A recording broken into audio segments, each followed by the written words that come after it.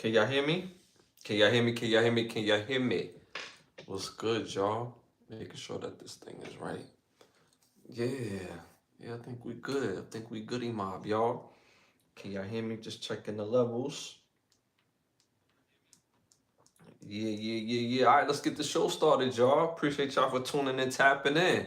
What's good, y'all? What's good, y'all? What's good, y'all? What's great? Thank y'all for tuning in to another episode of Can the Brothers Get a Rap podcast. I'm your host, Ashley Lovechild, and I want to thank y'all for tuning and tapping in every Wednesday, every Sunday at 10:30. And it means the world to me. We continue to grow each and every episode. We're on the road to 20,000 subscribers. We're a little over 14,000. So again, I appreciate every engagement, every video. I do drop videos daily, whether they're videos, whether they're shorts.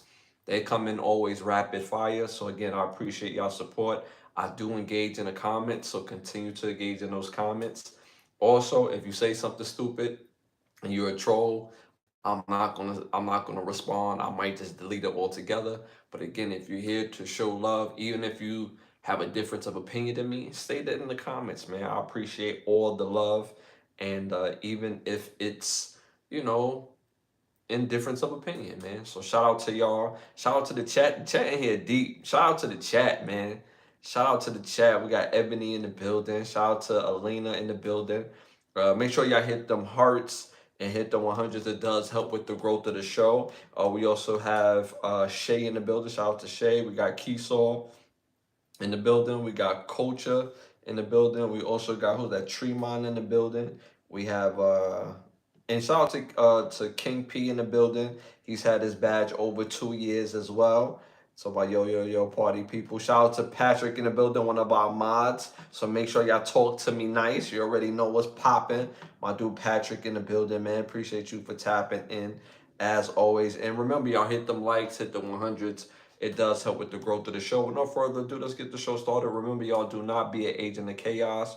Do not be a stain. Do not try to stand out by being negative. Have the ability to stand out by being positive. Lose that Willie Lynch mindset. That Willie Lynch mindset. Lose that it can only be one mindset. The only op we recognize over here is opportunity. We celebrate life culture. Hate has a location. It's just not here.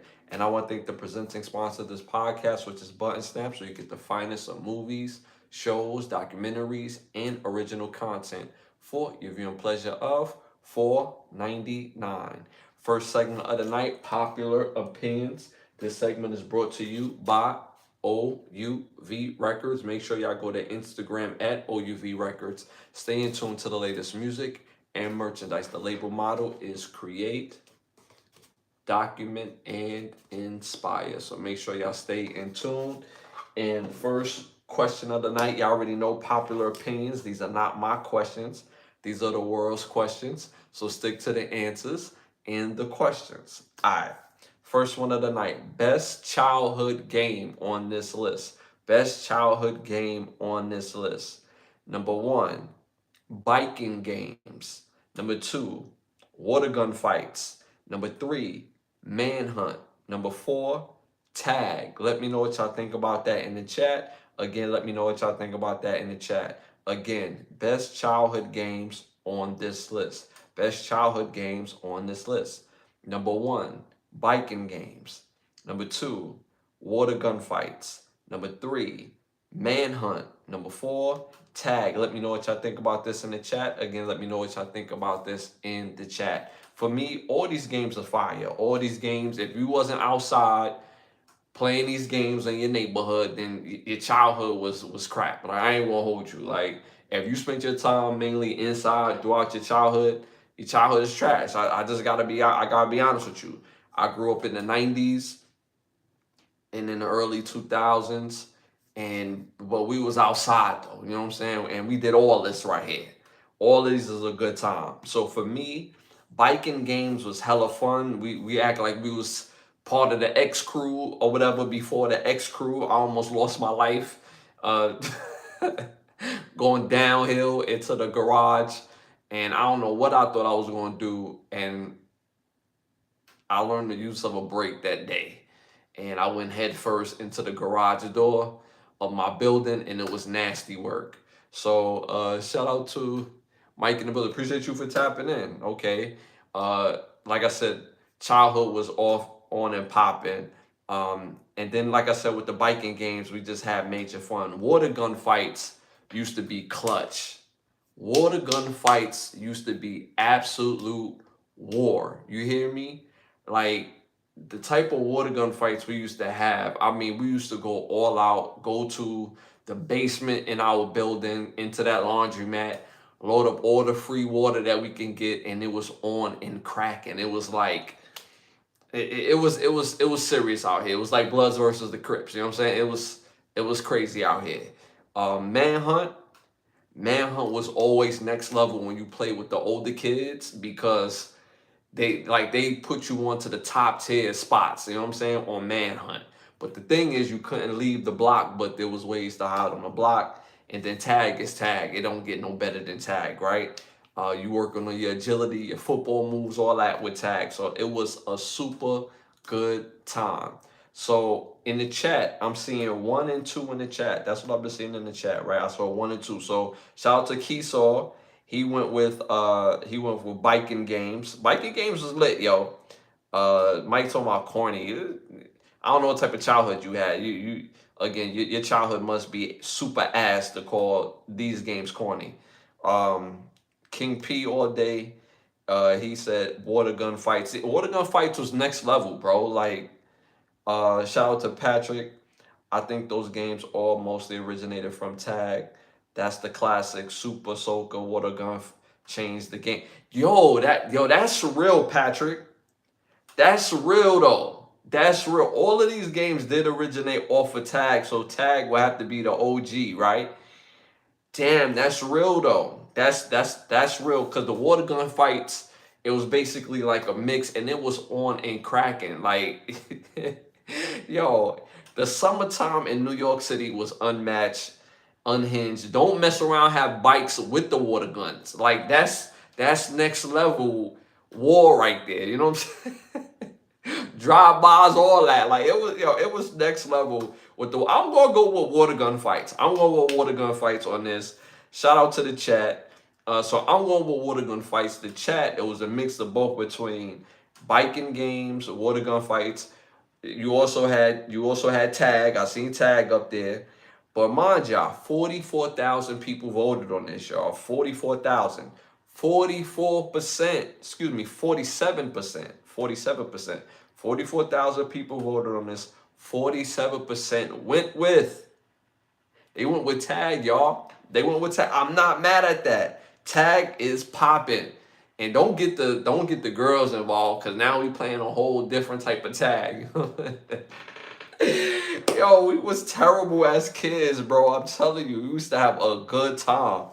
It's sad because I don't think kids play like that anymore. They damn sure. I mean, it depends on where you live. Like, they don't do that in New York for sure anymore. That is a given fact. Florida, they outside. I'm not gonna hold you. The kids is outside in Florida.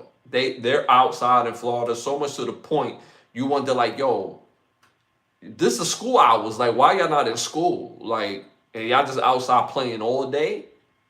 Like, where's the school? At least when we was growing up, we had a fine night between 4 to maybe like 7 o'clock. It's like, yo, you got that time to play. You know what I'm saying? From 4 to 7. That's a lot of time to play after school. So these kids today, I think, is really area based. In New York City, yeah, they not out outside. They not. In Florida, certain parts of Florida, especially in Orlando, they outside in Orlando. I will say that. I think it's where you live. If you live in like a residential area, the kids is outside. If you're like in all suburban area, they outside. But if you're like, in high class, high rise area, they not outside. They definitely not outside. If you're in a mixture of both, it's going to be days. It's going to be a whole bunch of kids. It's going to be days where it's not. So I think it's a little bit of both. Which is crazy, but their childhood is nowhere near like ours. We had at least like 50 kids on the block, and yo, anything could have went down, but we're gonna have ourselves a good time. All right, y'all, moving on to our next popular opinion question. Best hip hop collaboration on this list. Best hip hop collaboration on this list. Number one, Mariah Carey, ODB, Fantasy. Number two, Mary J. Blige, Method Man, All I Need. Number three, Jay-Z, R. Kelly, Take You Home. Number four, Tupac and Casey and JoJo, How Do You Want It? Let me know what y'all think about that in the chat. Again, let me know what y'all think about that in the chat. Again, best hip hop collab on this list. Again, number one, Mariah Carey and ODB, Fantasy. Number two, Mary J. Blige, Method Man, All I Need. Number three, Jay-Z, R. Kelly, Take You Home. Number four, Tupac, Casey and JoJo, how do you want it? Excuse me, I said how do you like it? How do you want it? Let me know what y'all think about that in the chat. Me personally, all these songs is fire. All these songs is classic. If you know about Mary J. Blige, ODB, Fantasy, you know. That's a classic. I'm not arguing with nobody about that. Mary J. Blige, Method Man is probably the first song, hip hop collabo, that I made sure that I knew Method Man's verse, front to back, back to front. Like, I just had to know that verse. I still know that verse, still to this day, word for word, when that song first came out. I was probably like 7 when that song first came out. And word for word, I know that song word for word. Jay-Z, R. Kelly, that was pretty much like cheating. Take You Home is a fire song. Like, it's next level. Nuclear bomb. Tupac, Casey and JoJo, How Do You Want It? That's another nuclear bomb. Best hip hop collabo. I would have said Tupac, Casey and JoJo, How Do You Want It? But I'm going to go Mary J. Blige and Method Man. I'm going with that as my best hip hop collabo on this list. Because all of these are classic songs, but that one, it got a little bit more soul to it. Everything else is party, we having a good time. That one was more to the heart right there. That was like real hood ghetto relationships. That was just like a beautiful thing, and we put that on record. So I'm definitely going with Mary J. Blige and Method Man. Shout out to the chat. I'm seeing different answers in the chat. I'm seeing Mary J. Also, so somebody agree with me. Shout out to Keesaw. He said Mary J. Blige and Method Man.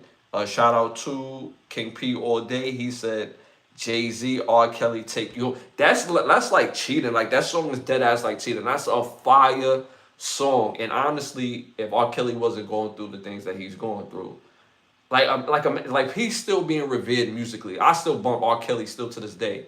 But if he didn't go through the things he went through with the allegations and some of the things that he may have done, it would have been crazy for R. Kelly right now with verses and all that. It would have been crazy for R. Kelly right now. But that song itself, that song is fire.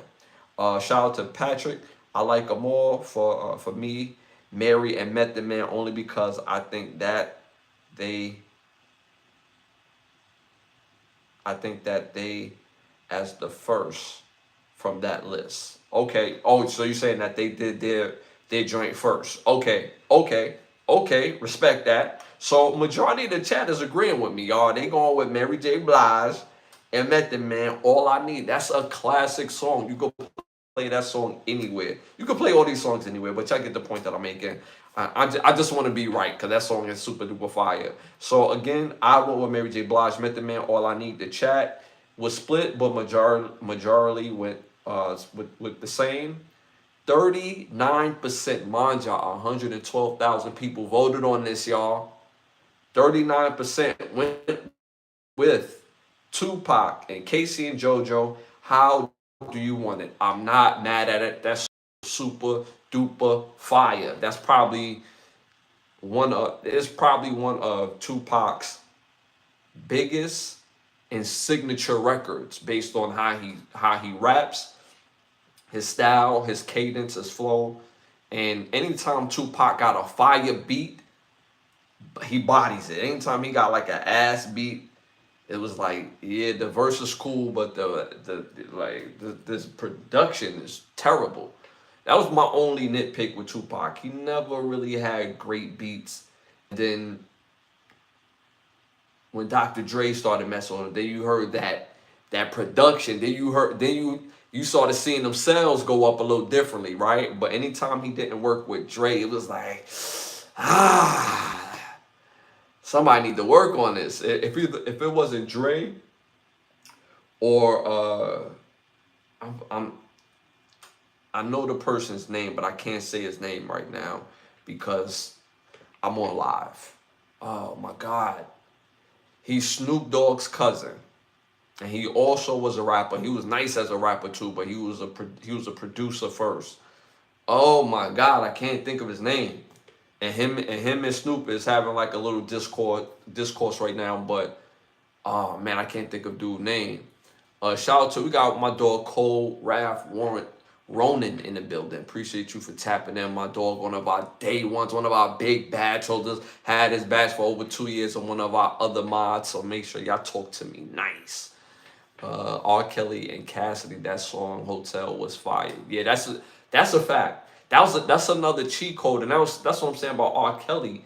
If he didn't go through the things that he went through, because of the internet and because people are going back into the 90s and listening to how that music used to hit, oh my God, his opportunities would be endless right now. Because that music R. Kelly music is like, it's crazy. And his features, crazy. Shout out to Little Bow Wow. Nah, I'm not thinking about Lil Bow Wow. It's a producer that anytime Tupac did his production or Dr. Dre's production, it was always fire. But he happens to be the cousin of Snoop Dogg. He was a part of Dog Pound. I know his name. I just can't say I just can't say it right now, but I know exactly who it is. As soon as I figure it out, I'm gonna say it. But he always had fire beats. Anytime Tupac did one of his beats, Tupac bodied it. But Tupac had some production. I was like, yo, who did this, bro? But again, the question was best hip hop collab on this list. Mariah Carey, ODB, the Fantasy. Second, Mary J. Blige, Method Man, All I Need. I went with that. Majority of the chat went that. Then Jay-Z, R. Kelly, Take You Home, which is a fire song. Next Level, Nuclear Bomb. And then Tupac, Casey and JoJo, How Do You Want It? The rest of the world went with that at 39%, which is another fire song. All right, y'all, moving on to our next popular opinion question. And again, it's your first time tuning and tapping in. I am Ashley Lovechild, Can the Brothers Get a Rap podcast, episode 277 for the Wednesday night episode. And I appreciate y'all for tapping in. Hit them likes, hit them 100s. It does help with the growth of the show. All right, y'all. If you had to pick a wife off of a TV show, who would you pick? Number 1, Bernie Mac, Wanda. On the Bernie Mac show, Wanda. Number 2, The Rock show, Eleanor. Number 3, The Martin show, Gina. Number 4, The Cosby Show, Claire Huxtable. Let me know what y'all think about that in the chat. Again, let me know what y'all think about that in the chat. Again, the question is, if you had to pick a wife off of a TV show, which one would you pick? Again, number 1, The Bernie Mac show, Wanda, the wife Wanda. Number 2, The Rock, the show Rock, his wife Eleanor. Number 3, The Martin show, his wife Gina. Number 4, The Cosby Show, his wife Claire Huxtable. Let me know what y'all think about that in the chat. Again, hit them likes, hit the 100s. It does help with the growth of the show. Shout out to Keesaw, my dog Keesaw. Cole Rapper, he said Lil Bow Wow. Oh, it's for the last question. Let me talk about that for the last question. Me personally, all these wives are super duper solid. But it's something about Claire. I ain't gonna hold you. Claire Huxtable. It's something about Claire Huxtable. She's not just only a beautiful woman. Shout out to Felicia Rashad. She played that role so beautifully. She's a beautiful woman. At that time, she was just flawless. She's still a beautiful woman. But her depiction of Claire Huxtable as the wife, to me, it was just top tier. She was sexy when she needed to be sexy. She was spunky when she needed to be spunky. She kept that fire when it needed to have that fire, and she had her independence when independence was needed. She was strong when she needed to be strong within the relationship, and she was always in service to Cliff. Always in service, mind you, top tier lawyer or she was a lawyer, Esquire, top tier, next level at her firm. Still had time to raise her children with her husband, and was always in service to what the children needed and what the husband needed. And in return, Cliff was in service to what she needed. Even when the kids got older and they was just doing reckless shit, I love her response to certain things. Like when Vanessa just dipped off and went to Baltimore with no parental guidance, nothing. She just pulled off with her homegirls. So when they pulled back up, they just waiting right in the living room on the couch, and had all that smoke for her. So I would definitely say Claire Huxtable. But honestly, all the other wives on this list is super duper popping. If you know, you know. So me personally, I'm going with Claire Huxtable on this list. In the chat, I'm seeing a mix of Claire Huxtable, so y'all agree with me, and Gina. Gina was solid. That's one thing y'all can't say about Gina on Martin. Gina was definitely the best woman on that show. Period, hands down. I don't care what nobody say. Yes, Pam was fine. We're not talking about fineness.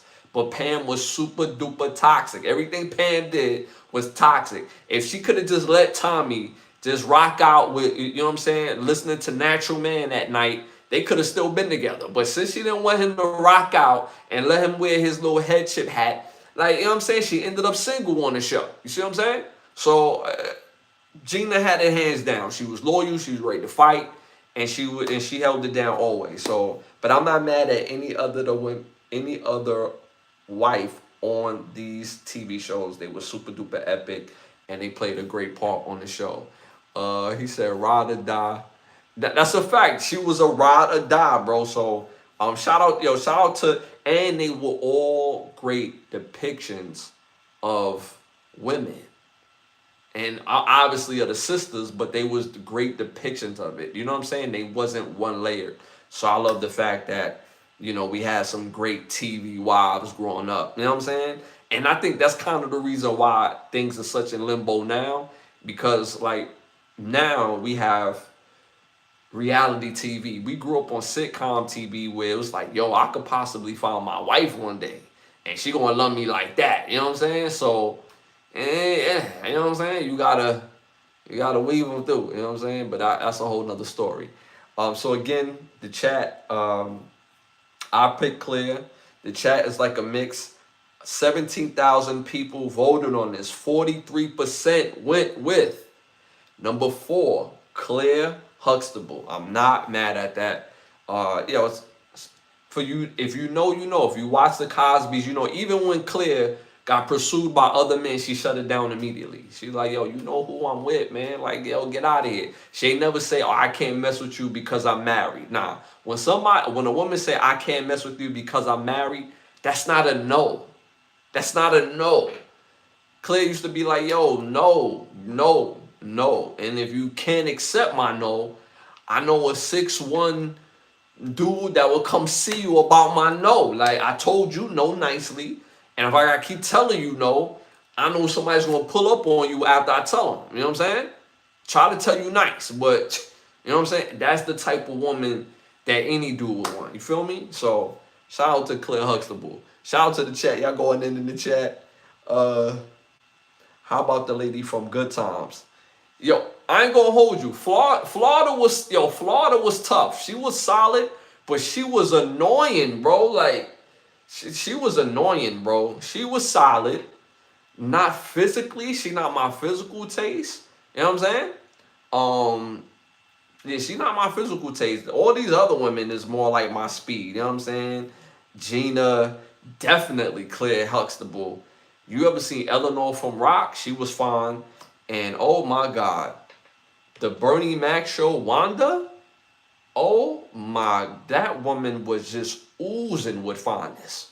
Oozing. If y'all ever seen House Party 3, in the beginning of House Party 3, a girl was trying to like get with Kid and was like, yo, I heard you getting married, yo. You sure you know what I mean, you wanna come see me real quick? That was the wife from the Bernie Mac show. And then her younger years, she's still fine as hell now. Kalita Smith. She's gorgeous. Just, oh my God, fine ass woman. But Florida was solid, but yeah, you know what I mean? But she was annoying, bro. They found 17 G's in the 70s, and she like, yo, we gotta get this money back. James looked at her like, yo, I don't even hear what you talking about right now. Like, yeah, look where we live. Like, what you talking about? So yeah, I can't get Jiggy John Blaze with Florida, but you know what I'm saying? Got love for her. You know what I'm saying? Uh, find you a woman that looks at you like Jada Pinkett Smith looks at her son's friends. Oh my God, yo, yo, Ronan, like, yo, yo, why you gotta do Jada like that? Why you gotta do Jada like that? That's wild funny though. You know what I'm saying? My dog Patrick. How about Peggy from the Married? Yo, that's one thing I can never understand, bro. That's one thing I can never understand. Al Bundy will come home and don't want to deal with it, right? But Peg was tall, she was fine, and she was freaky. So I just never understood why he didn't like enjoy knocking her boots. Like, I'm just saying, like, she was fine. She was fine. Like, I ain't gonna hold you. She wouldn't have had to ask or ask. You know what I'm saying? Like, she wouldn't have had to ask about it. You know what I mean? See what I'm saying? Trying to tell you. He said, Fran Dresser? Fran is fine though. She another fine one. Fran Dresser, she fine. She could get it. Fran was solid too, but voice was a little. Her voice, yeah, is very annoying, but she was fine though. She was definitely solid. She was definitely solid. The only other woman that's not on this list that was like, yo, if she was my wife, she don't have to look for me. You know what I'm saying? The original Aunt Viv. Slim, chocolate, and had style. I like a woman with a little spunk to her, a little comedy to her, you know what I'm saying? A little jazziness to her. The original Aunt Viv had all that. The second Aunt Viv was popping too, but the original Aunt Viv had all that. You know what I'm saying? She wouldn't have had to look for me. I'm just saying. If I'm Uncle Phil, I'm coming home after a long day of being in court. I got some more justice to lay down in this bedroom. Woman, you bring your ass in here. I'm just saying. Yeah. All right, y'all. Moving on to our next segment, y'all. Our barbershop talk. So our barbershop talk for this episode is big conversation in the barbershop the other day. Yo, what's going on with New York City? Everybody wants to know what was going on with New York City. I'm born and raised from Brooklyn, New York, but I live in Florida now. You know what I'm saying? One of the best decisions I've ever made in my life because of the quality of life hits different. You know what I'm saying? I digress, right? But they like, yo, New York is outside. Every time I turn on TikTok, on YouTube, or Instagram, it's always something going on in New York. Why is that so, Ash? I'm going to tell you like this, bruh. New York is going crazy. It's looking like early 2000s, late 90s, New York City. That energy y'all seeing right now was that in the late 90s, early 2000s. For sure. People was outside. People was having fun. It was just an energy amongst the people. And mind you, in New York City, there's a lot of transplants, right? You got people that's from everywhere in New York City. That's why they call it the melting pot, right? But when people come to New York City, they really adopt New York City as their main stage. Meaning, even though you're from another country or you're from another state, once you get that New York in you, you know what I'm saying? You a New Yorker, right? You feel like you're an official New Yorker. That energy is outside mainly because It's just a different time. And then I'm not going to hold you. With the Knicks winning the championship, it did help. And mind you, I'm not even a Knicks fan. I'm not a Knicks fan. Brooklyn Nets all day, y'all already know how I do. But just for the sake of New York City, it's just an energy going on right now. And then you just had Jay-Z go crazy at Yankee Stadium for 3 days in a row. I don't think many other artists can do that, especially in the hip hop space, that could sell out Yankee Stadium 3 nights in a row. And people don't understand how hard that is in New York City. In New York City, there's always something to do. There's always something to do. And mind you, just because there's always something to do, most people don't have the money to do everything in New York City. It's just the way it is. So the fact that he was able to do that, the Knicks won the championship. They had the World Games, the World Cup. Doing some things in New York City too. It was just a different time, and it has that different type of energy in New York City right now. And they was like, yo, when you going back? I love my city. You know what I'm saying? I'm going to see them when I see them. Like, I'm born and raised there. I done had 30-some years of good years in New York City. You know what I'm saying? I don't need to, you know what I mean? But the fact of the matter is, that's the reason why New York City is absolutely going crazy right now. The energy is up. You hear it in the music, too. Artists from New York City is making music, and it sounds like New York. The only thing that would take this area in time on New York City and that vibe to go to fully be back in them late 90s, early 2000s, where it's like, yo, as if the radio is dictated by the artists from New York City and not be known as international radio. New York City for the past 20 years have been known as international radio. It doesn't reflect on the mood of the city because a lot of the artists who's independent, who make a lot of music, don't get played on radio. It's just that simple. So if they go back to playing local artists from New York City in a New York City market, then that feeling is going to be completely back. It's going to be completely back, especially when you have artists that's dropping music and it feel like New York City. The energy is about New York City. That's what I love. One of the things I love about other places that I do go to. When I go to, obviously I'm in Florida, but when I'm here, when I go to Vegas, when I go to Cali, when I go to Atlanta, when I go to different places, when I go to New Orleans, when you listen to the local radio, you hear those artists on the radio. The music dictates the culture and the mood of the city. And that's what's been missing from New York for so long. If you go to Atlanta, you will hear 10 Atlanta artists in a row because it's the mood of the city. If you go to Miami, you're going to hear Miami style music. Now, mind you, Miami do have an international flavor. So they will play music from everywhere. But majority of that music feels like Miami, feels like Florida. Same thing with Orlando. Orlando, it feels like Orlando, but they're going to give you a taste of everything. The reason why I know, because I've been able to have my music played on the radio. So I understand how different markets work. And in New York City by itself, if they start playing the local artists that's making fire music, and it's been artists from New York City that's been making fire music for a while now. It's so much politic and red tape on getting your music on the radio in New York City. So if they do that, this year is going to be a year unlike any other in New York City right now, because it's on a whole different wavelength right now. Again, y'all hit them likes, hit the 100s. It does help with the growth of the show. If this is your first time tuning in, tapping in, again, I'm Ashley Lovechild, and it's the Can of Brothers Get It Right podcast, episode 277. That's a lot of damn episodes, y'all. We on the road to 20,000 subscribers, and we just got over 14,000. So again, I appreciate y'all support and engagement. Shout out to my dog Tom in the building, man. Appreciate my dog Tom in the building. Ashley, chat, family, respect, blessings, stay consistent and healthy. Always keep God first and yourself closer. Love that, man. Shout out to Rowan. Post Dub C Energy. Post Dub C. Post WC Energy.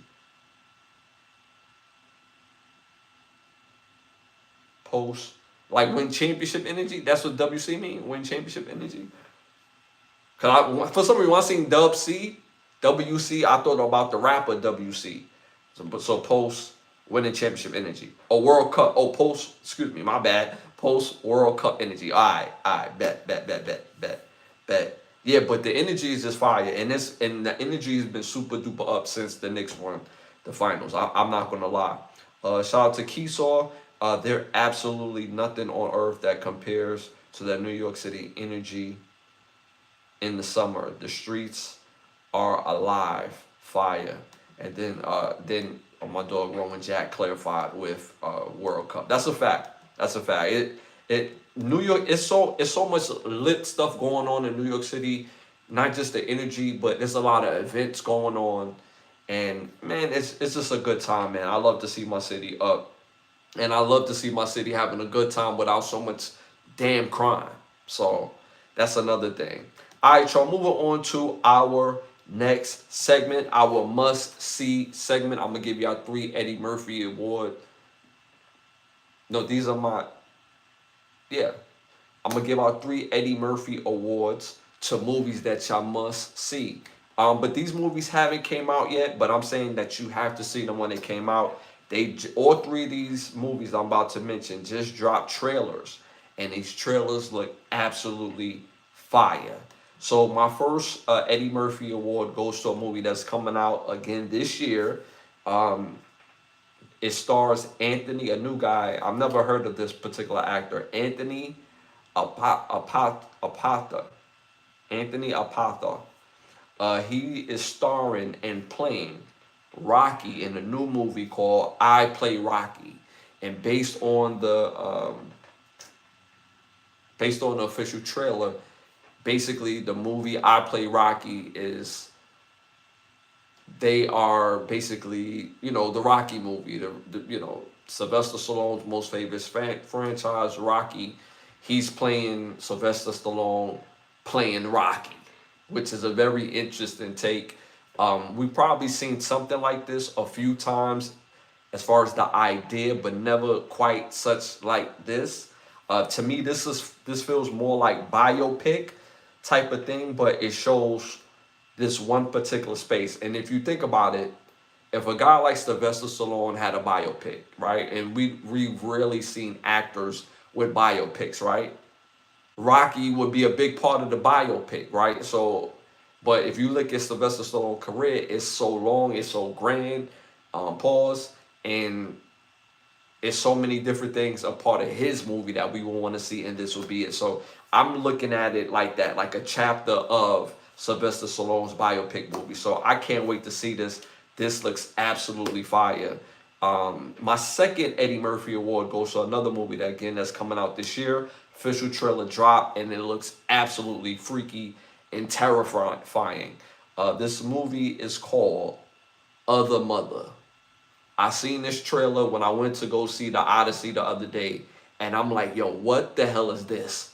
This looks absolutely crazy, absolutely scary as hell. This movie stars Jessica Christian, and I can't wait to see this just from the basis that they did this. Again, this is called Other Mother. So basically, it's making me feel like there's a man that's in a relationship with a woman, and he has a child, and in the trailer you seen the daughter, and the daughter having her interactions with this other mother or other woman, and it's absolutely scary as shit. I'm not gonna hold you. It looks fire. And my third and final Eddie Murphy Award must-see movie that's coming out, trailer just dropped, Avengers Doomsday, starring Robert Downey Jr. and Chris Evans. Man, this movie looks absolutely fire. I cannot wait to see this. It's coming out in December. I believe this December 18th. I could be mistaken. But if it's so, I cannot wait to see this movie. And the crazy thing is, it's July 22nd right now. December 18, it's gonna be here before you know it. Like, what happened to 2026, bro? 2026, it just you know what I'm saying? Time is time is flying too fast for me, in my opinion. But again, at the end of the day, this looks absolute fire. We've been wanting to see Doomsday or Doctor Doom's character for a minute now. And the way that they doing it, I'm on board now. Because I'm not going to hold you. At first, when they revealed that Robert Downey Jr. is playing Doctor Doom, they revealed this months and months ago.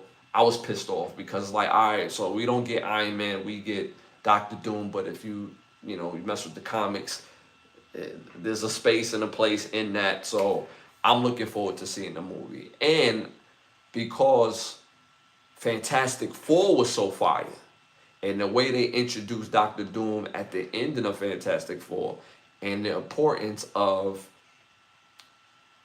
Mr. Fantastic and Invisible Woman's son, Nathan, I think that's his name. I could be wrong.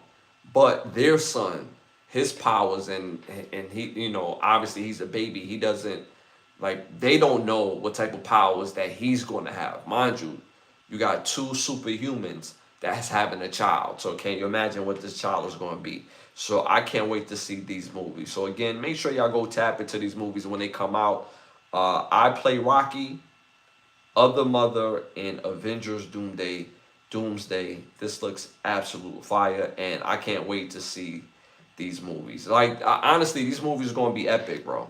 These movies are going to be epic. Shout out to the chat. They're going in the chat. Keesaw, Washington Square Park, absolutely jumping right now. There is exact New York City energy. I feel the love. I am never going to look at my mom the same way after hearing "Can I Go Inside of Your Heart?" Holy chills. Yeah, I know what scene you're talking about. As far as the actual trailer, that was crazy. That movie's gonna be crazy. Other Mother is gonna be crazy. That movie, Other Mother, is going to be absolutely nuts. Now, I've been hearing about this movie called, I can't think of the name right now, but it's a movie. It's a dating movie. I've been hearing about this movie called Obsessed. People are like, yo, you gotta see Obsessed or Obsession. I think it's called Obsession. People are like, yo, you gotta see this movie. Gotta see this movie. And every time I look at the trailer to that movie, I'm like, I don't know. Like, this movie look like it's gonna be absolute ass or absolute fire. So I'm gonna sit down and actually check it out. So we'll see moving forward. All right, y'all, moving on to our next segment. Y'all know I'm gonna give y'all some fire music to tap into. My feature artists for tonight, whether they hip hop or R&B, gospel, reggae, doesn't matter. But my tonight feature artist is the R&B group called Silk. All right. So my first Michael Jackson award goes to their song "Lose Control." Fellas, thank me later. You know what I'm saying? Second Michael Jackson award goes to their song "If You Loving Me." Again, fellas, thank me later.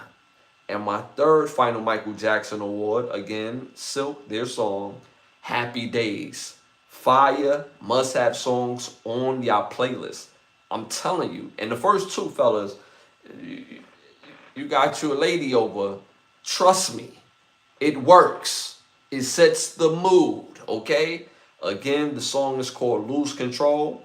Second, "If You Loving Me." And third is "Happy Days," again, by the legendary R&B group Silk.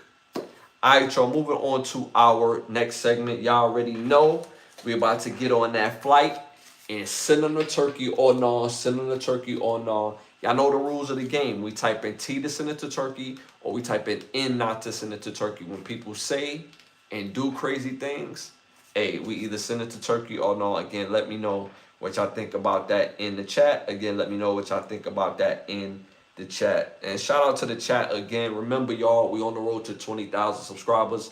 We're a little over 14, so continue to engage. Hit that like, subscribe, share button. It helps with the growth of the show. I do drop videos daily, And we're on every Sunday, every Wednesday live at 10:30. Alright, y'all. So our first Send in the Turkey or Nah. NBA 2K27 just dropped their covers. They dropped 3 different covers, and all 3 covers is fire. I'm not gonna hold you. So they dropped the first cover with Derrick Rose on it, and that joint look fire. I'm not gonna hold you. Second cover they dropped is with Caitlin Clark, right?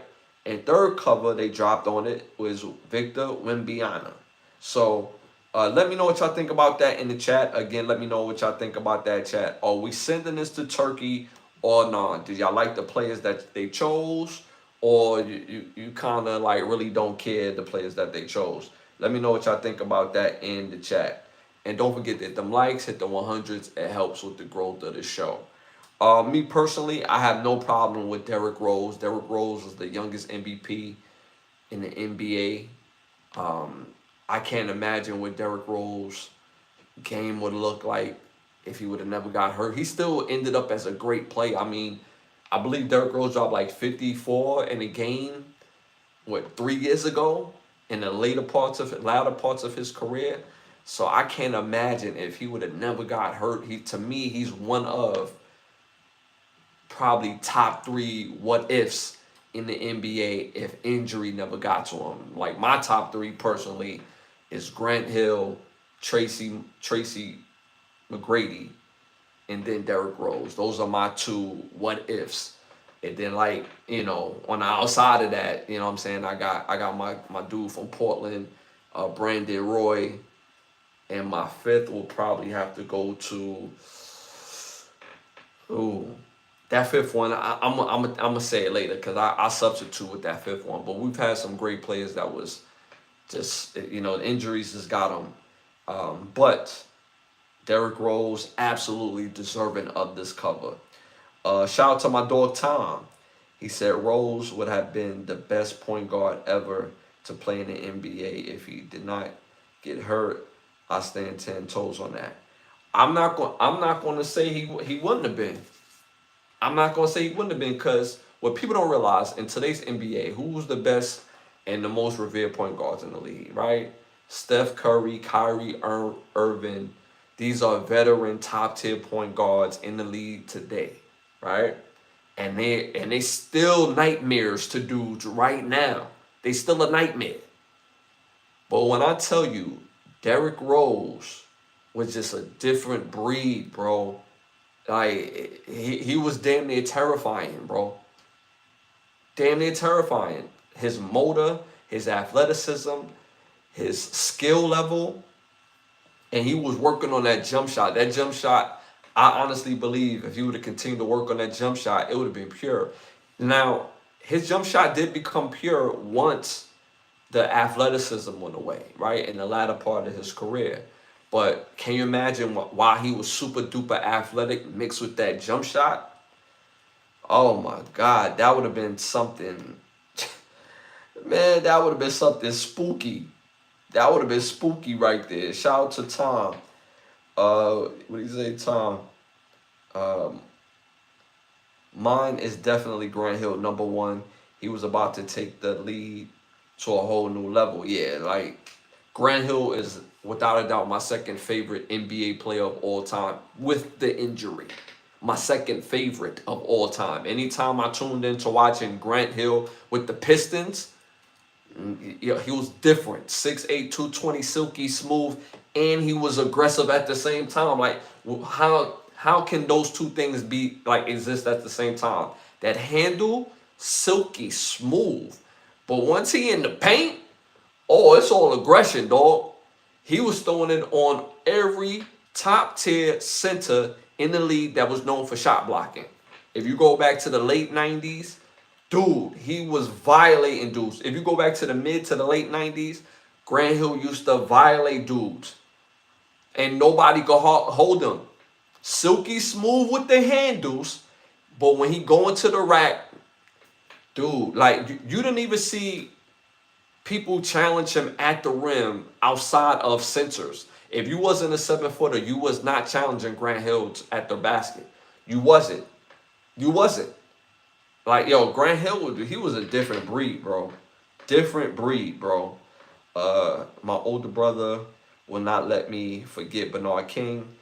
He did not get hurt. His knees, he was a problem to Larry Bird, Julius Erving, into them boys. The lead, Isaiah Thomas. Yeah, well, Bernard King, believe it or not, I went to the same high school as Bernard King. We both went to Fort Hamilton. Obviously, he went there decades before me. But all due respect, Bernard King was nice as hell. And I used to hear he used to give dudes that work too. So, but I'm specifying guys that I seen like play for real. Like, I know I could go on YouTube and watch them, but that feeling is not the same. Pause on like being in the same time and coming home from school and wanting to watch people get them buckets. You know what I'm saying? It don't hit the same. But I get the point that you're making though.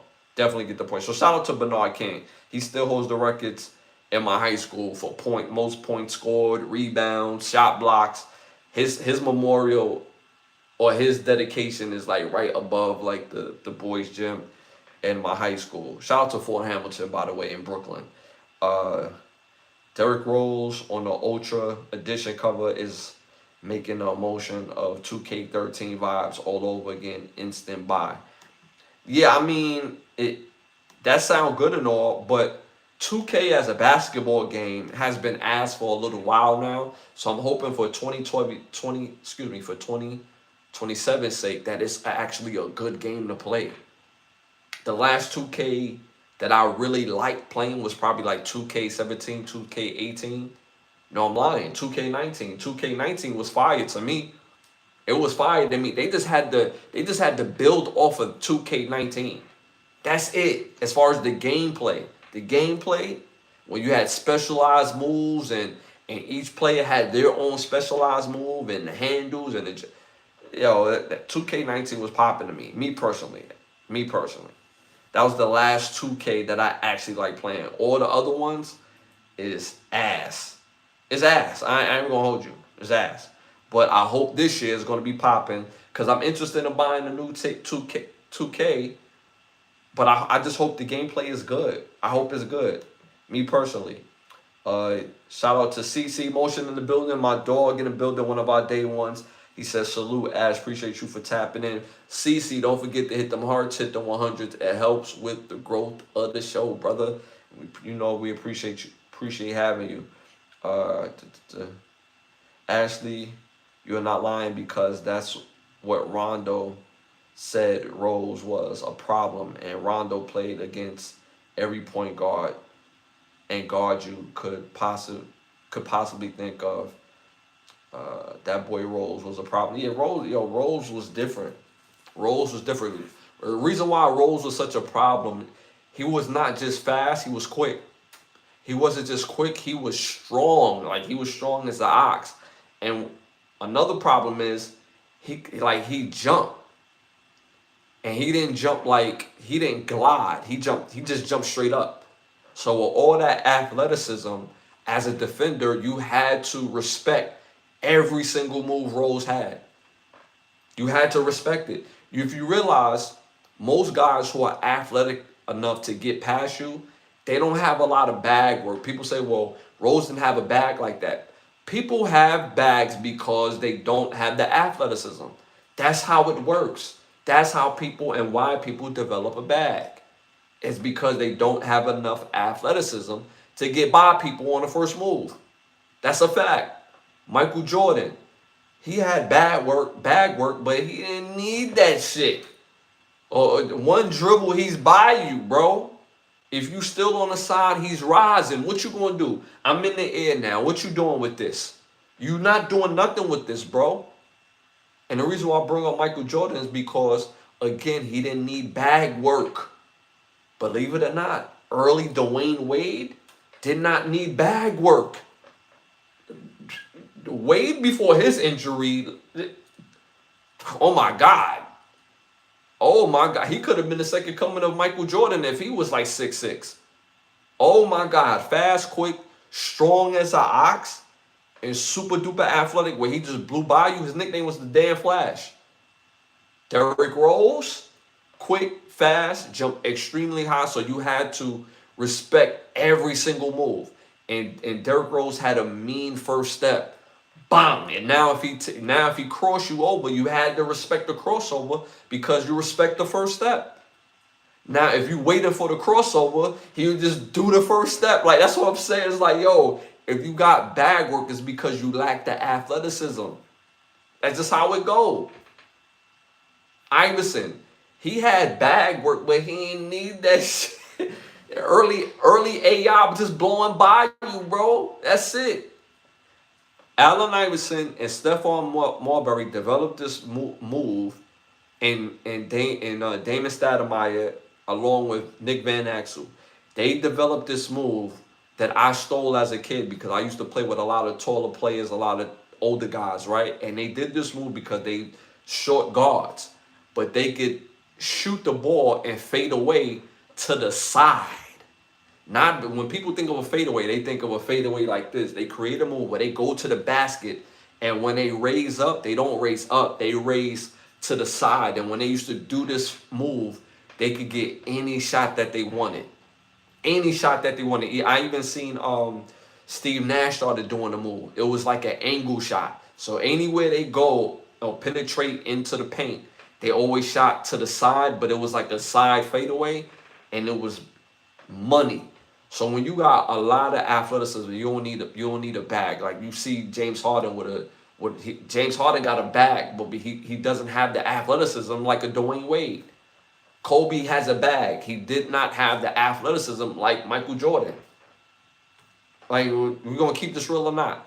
Anthony Edwards, he has a bag, but he don't need that shit. Like he going right by you, or he's pulling up. It's super duper easy. He's going to get to his spot, and ain't nothing you can do about it. He'll rock you to sleep. Ain't nothing you can do about it. Shea has super duper bag because he's not uberly athletic. He's athletic enough to get to his shot, but he has the bag. He has more bag than athleticism. He's always been like that. That's why people have bags. That's a fact. Shout out to the chat. Y'all know y'all basketball, man. Shout out to the chat, man. Hit them likes, hit the 100s, man. So I absolutely love the fact that Rose is on one cover, Caitlin Clark on another. Not mad at that, but I just feel like there's better players in the WNBA from what I've seen in the WNBA. I watch sparingly, but I know I've been around basketball all my life, so I know what it looked like. She can play. She can play. She's definitely the face of the league. And what some people don't understand, when somebody say face, somebody can be the face but don't be the best. The face is somebody that is the progenitor, that's somebody that helps make the money in the league. People identify the league through this person, even though this person may not be the best player in the league. That's what the face of the league means. It's not saying you're the best. It's saying that you're the face. People identify the league through this person. This era is going to be defined by the Caitlin Clark era, especially if she wins. She hasn't won shit yet, but she has to continue to play good and be in range of being one of the best players in the league. Now, if she's not, then it won't be defined as a Caitlin Clark era. But mind you, there's several players that I've seen that's better than Caitlin Clark. Nafisha Collier, I've seen her. She's nice. The girl, I always forget the girl on the Aces, Asia Wilson, best player in the league. The rookie, Olivia Miles, that girl got bag work, you hear me? With the goggles, torching chicks out there. It's looking nasty when she on the court.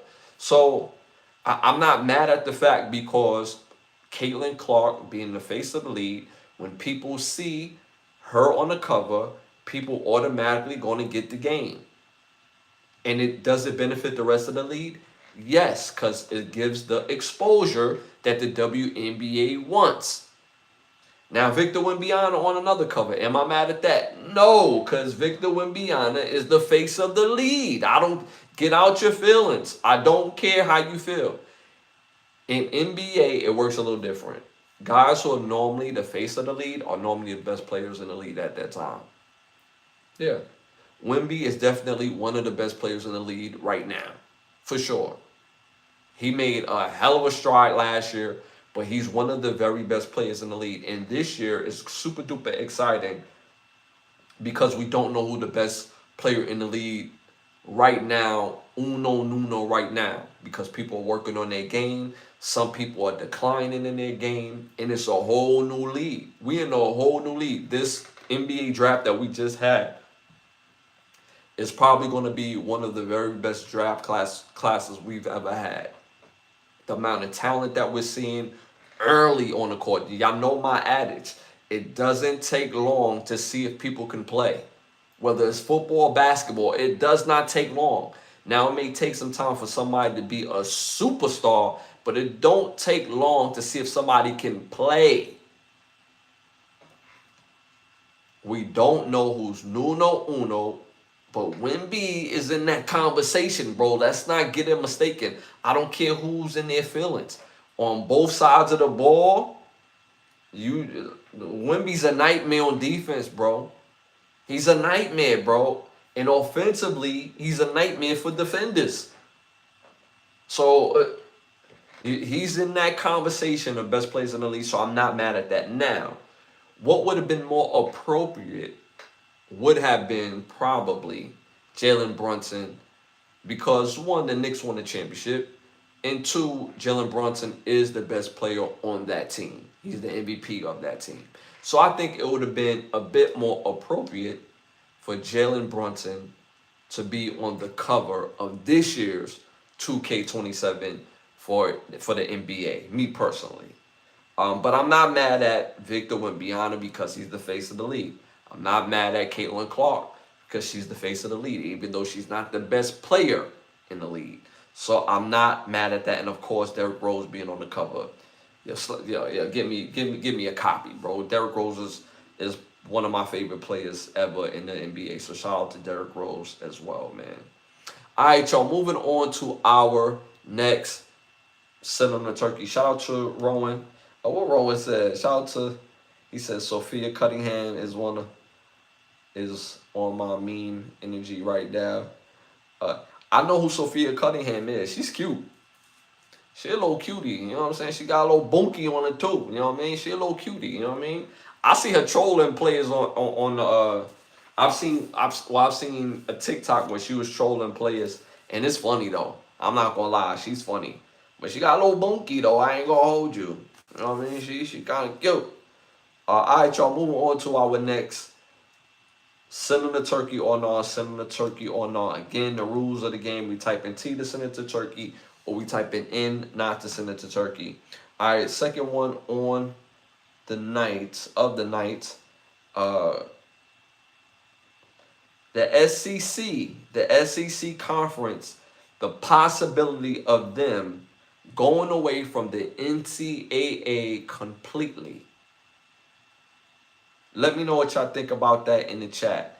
Are y'all sending this to Turkey for them wanting to get away or possibly get away from the NCAA completely, or y'all not sending it to Turkey? Let me know what y'all think about that in the chat. Again, let me know what y'all think about that in the chat. Me personally, when I've heard these conversations, if you don't know, all college teams, whether it's football or basketball, are bodied by the NCAA. The NCAA itself is considered the lead, right? The NFL, right, is the lead, right? The conference is, they have different conferences in the NFL. They have different divisions in the NFL. Same thing with the NBA, right? The NBA is the lead, right? So in NCAA is considered the lead, their governing body principle in college sports. So SEC being one of the premier conferences in the sphere of college sports is really considering leaving the NCAA, which is crazy to me. Which is absolutely crazy to me. And me personally, I get it. Mainly because the NCAA, depending on the government or who's a part of the NCAA, because one thing about the NCAA that we do know about the NFL, that we do know about the NBA, we know who's on the committee. In the NCAA, we don't know. It's like a secret society. All we ask is for trust, right? So at the end of the day, it's like, yo, who do we go to when we have real grievances? And the NCAA for the last 15 years have been terrible on setting standard. They've been terrible on rulings. They've been terrible on how they react to certain situations regarding certain schools. They've been terrible. So I get it that the SEC on that aspect will explore other opportunities. The other part that me personally, that I just can't jack with the SEC is that they want to expand the college football playoffs to 24 teams. I don't like that at all. The reason why I don't like that, because it dilutes the season. What's the purpose of having seasons? You can't tell me that the SEC is that good where they feel like out of the 14 teams in their division, they feel like they should get at least 8 teams in the college football playoffs. Mind you, as of right now, you can only take 12 teams in the college football playoffs. SEC, guess what? Y'all not that good. Y'all not that good. So pump y'all brakes when it comes to that in itself. Let's keep this all the way real. For the past, outside of the last 3 years, outside of the last 3 years, the Big Ten has been easily the best conference in all sports. In all sports. It's not like we're not even going to do that, right? Outside of that, the SEC has dominated college sports for the last 20 years. Reason being, y'all had a coach at Alabama named Nick Saban. Why was that important? Because before NIL deals, if you was basically an NFL guy, known for getting guys in the NFL because you coached in the NFL, players would view your program as high value and come to your school because you could get me into the NFL.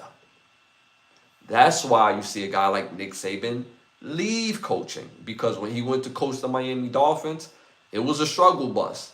And the reason why it was a struggle bus, because it's very hard to motivate grown-ass men who already make that money on. It's like, yo, I'm going to get this check regardless, coach, all that extra shit.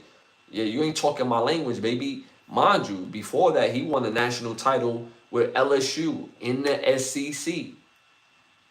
And now when he came back to college football, he went to Alabama. So why does that matter? Because Alabama's in the SEC. Why does that matter? Other coaches now, when they recruit, hey, you can't get into Bama, bro. You a good player, but you can't get into Bama. You know what would be your best bet? If you come here. Because you could get real good, we'll develop you. And guess what? When they looking at the tapes for the guys at Alabama, they playing against us. So you're going to get scouted too, and not even realize you're getting scouted. So that's what was part of the uptick in talent in the SEC in the football ranks for the last 20 years. Because before that, in the 80s, in the 90s, in the very early 2000s, ain't nobody was worried about no SEC. Let's keep it real. Do y'all research. Ain't nobody was worried about the SEC. Period. So now, in the past 3 years, because of the NIL deals, the SEC does not hold the most prominent SEC deals. So now they no longer get in these great players where they stacking talent on top of talent on top of talent. What do that mean? That means the fourth string on your team and the SEC could easily be the starter on other teams, which you see now today. Instead of going to Alabama, going to LSU to be the third string, fourth string, I'm just going to wait my time. Yeah, nah, I'll go over to Louisiana where I can start right now. I'm cool. It's cool. Because that's two different schools, LSU and Louisiana. Two different schools. So the point that I'm making is they don't control the NIL. So the players, the top tier players, they not just going to the SEC. They going to the Big Ten. They going to the Big Ten, where the Big Ten cut the checks. Hey, you like checks? Hey, we got them all, baby. And we got hell of our program. We can win with you. As you've seen the past 3 years, The last 3 national champions have all been from from the Big Ten. Shout out to my Michigan Wolverines. Then you have the Ohio, uh, whatever those guys are called, and then you have, then you have the Indiana Hoosiers, which is crazy to say, but the Indiana is champs, national champions. So at the end of the day, that's the reason why you've seen that. So I had to give that quick history lesson regarding that because the SEC, guess what? Y'all not that good, bro. Y'all not that good. I watched LSU last year in the bowl game get their ass handed to them by Houston. Houston is a Big 12 team. The Big 12 is not supposed to be a short conference. Bullshit you not. Big 12 has always been one of the better conferences in college football. The Big 12 is probably the most, I don't want to say even conference, but they're the 3rd best conference in all college football. Outside of the Big 10, then the SEC, then it's the Big 12. The ACC is ass. They're ass. Florida State is up and down. Clemson is up and down. Miami, they went to the championship last year. Are they going to be consistent? They got a good team. They got a good ass team coming back this year. So they might make another run. Might. But the SEC is inconsistent as hell. Is you kidding me? The Big 12, they got some teams over there, bro. I watched LSU physically get their ass handed to them by Houston. Houston is not a traditional Big 12 team. Houston is from like the American League or some shit like that. They just got to the Big 12 and got their ass handed to them. Physically. They beat them like they stole something, bro. Like, it was nasty work. The SEC is just not that in that regard. So, me personally, I'm sending them to Turkey. I don't care about none of that, I don't care about nothing else.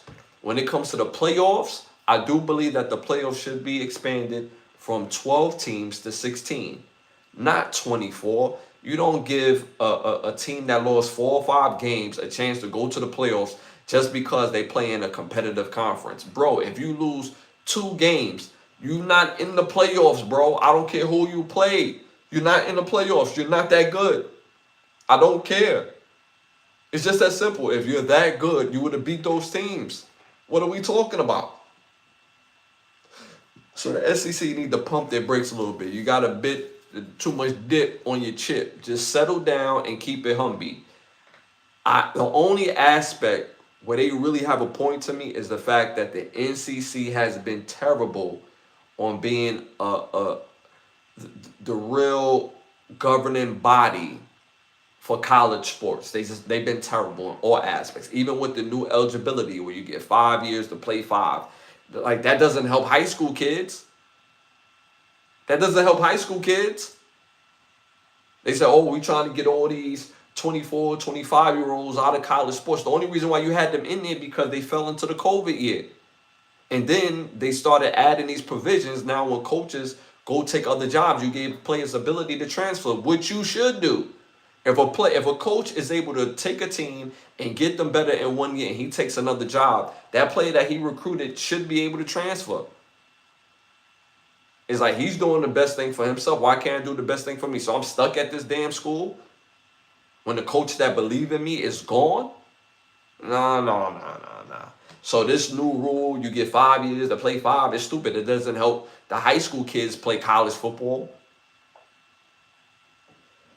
NCAA is just a shit show, bro. So I get that aspect, but overall, I'm still sending them to Turkey because they most likely think they too good for their britches.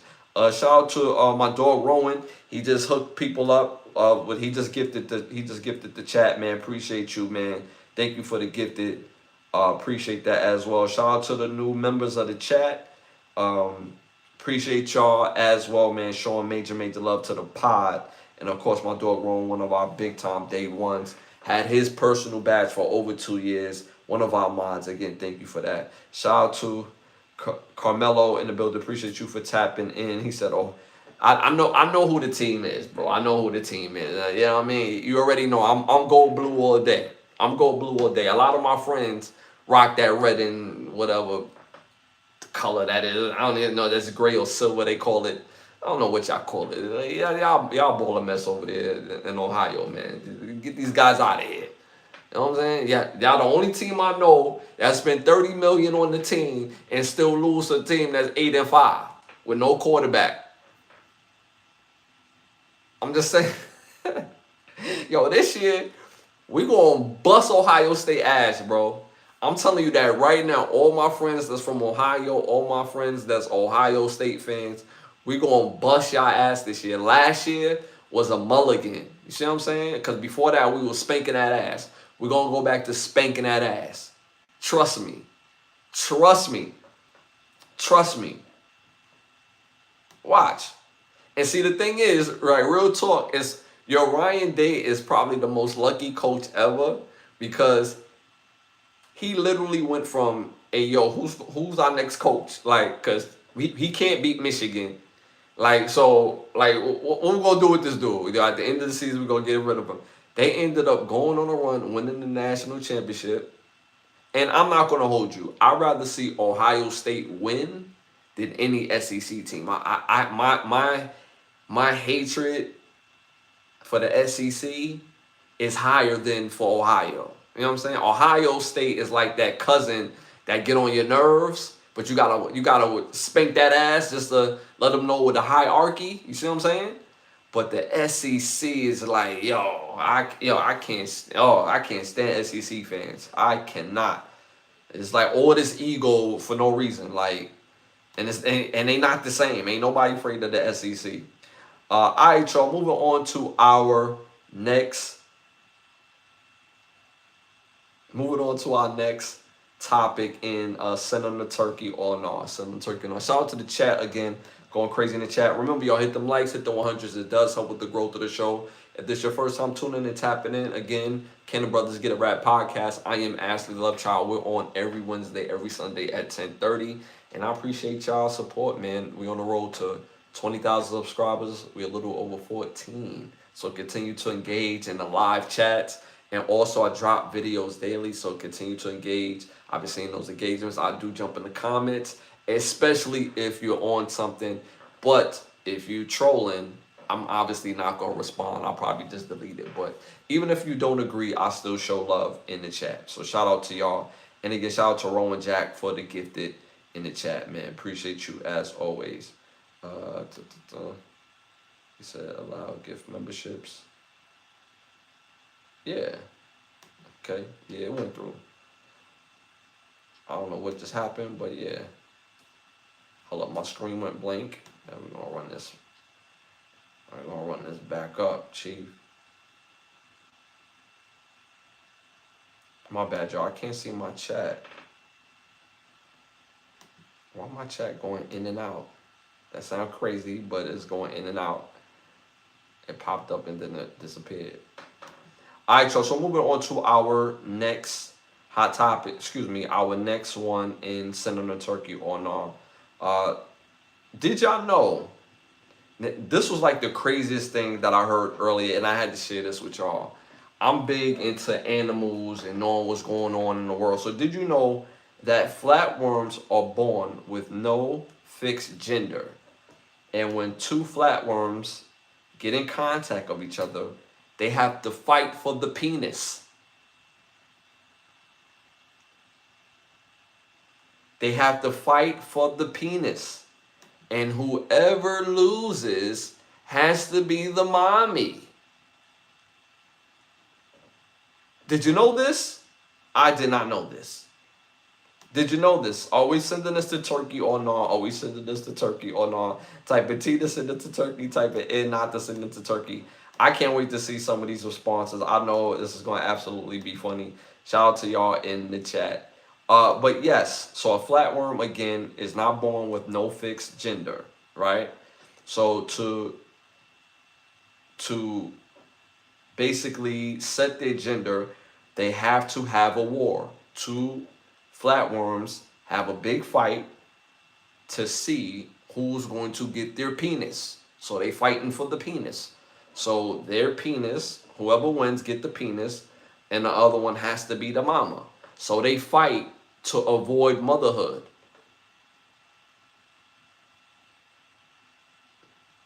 They fight to avoid motherhood. That sound real jail like type of situation.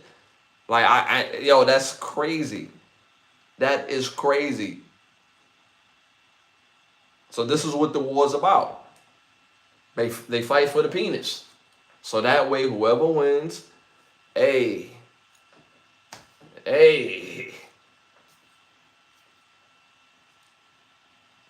And the crazy thing is, just because you the daddy today, you could be the mommy tomorrow. So if you mismanage your penis and they want to run it backseat, hey, my turn.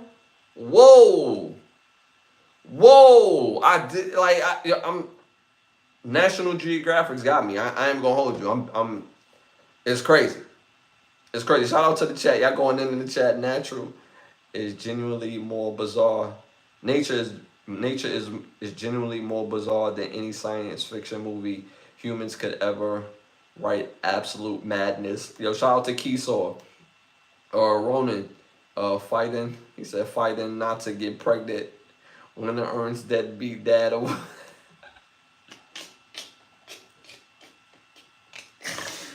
Yo, that's funny, bro.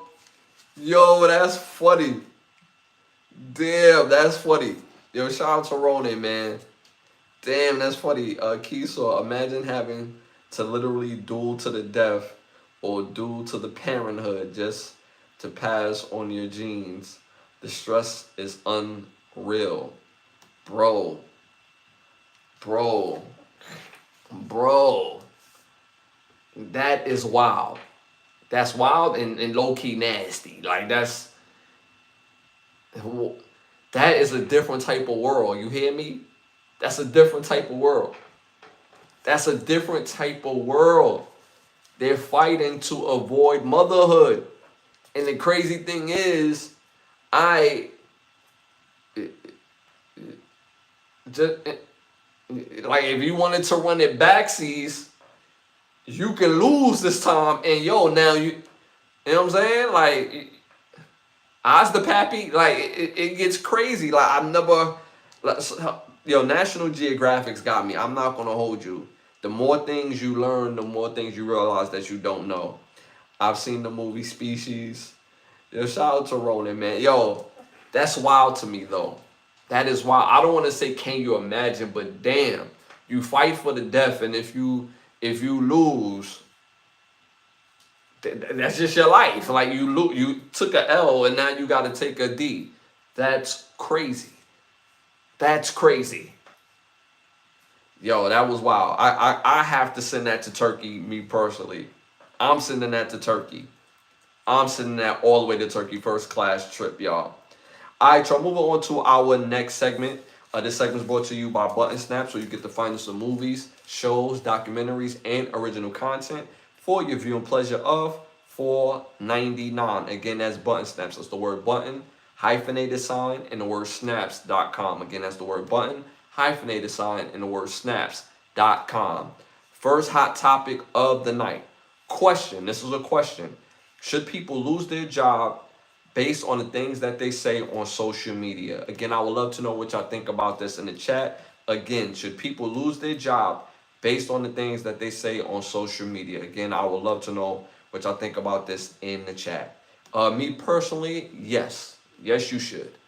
Yes, you should. If you're an absolute jackass, saying the most heinous, doing the most heinous, being uberly offensive to people that you literally have to work with, even though it's freedom of speech. But I've said it several times on this platform, freedom of speech is not so free. You have free will, but you also have a space to be a dumbass and ruin your own money. So if you're overly offensive, yeah, you should lose your job. Now, mind you, now being offended, you can't tell somebody what to be offended by and not to be offended by. Yeah, that's all true and said, but it also goes to intent. Now, you could say something and you're not intending to be insensitive or offensive, and that comes through human nature. We know when somebody's speaking when they are intending to be offensive, and somebody saying their actual thoughts, and it just comes off as offensive, but it's not really offensive because that's how they genuinely feel. They're speaking from the heart, and it's not coming from a place of hate intention, right?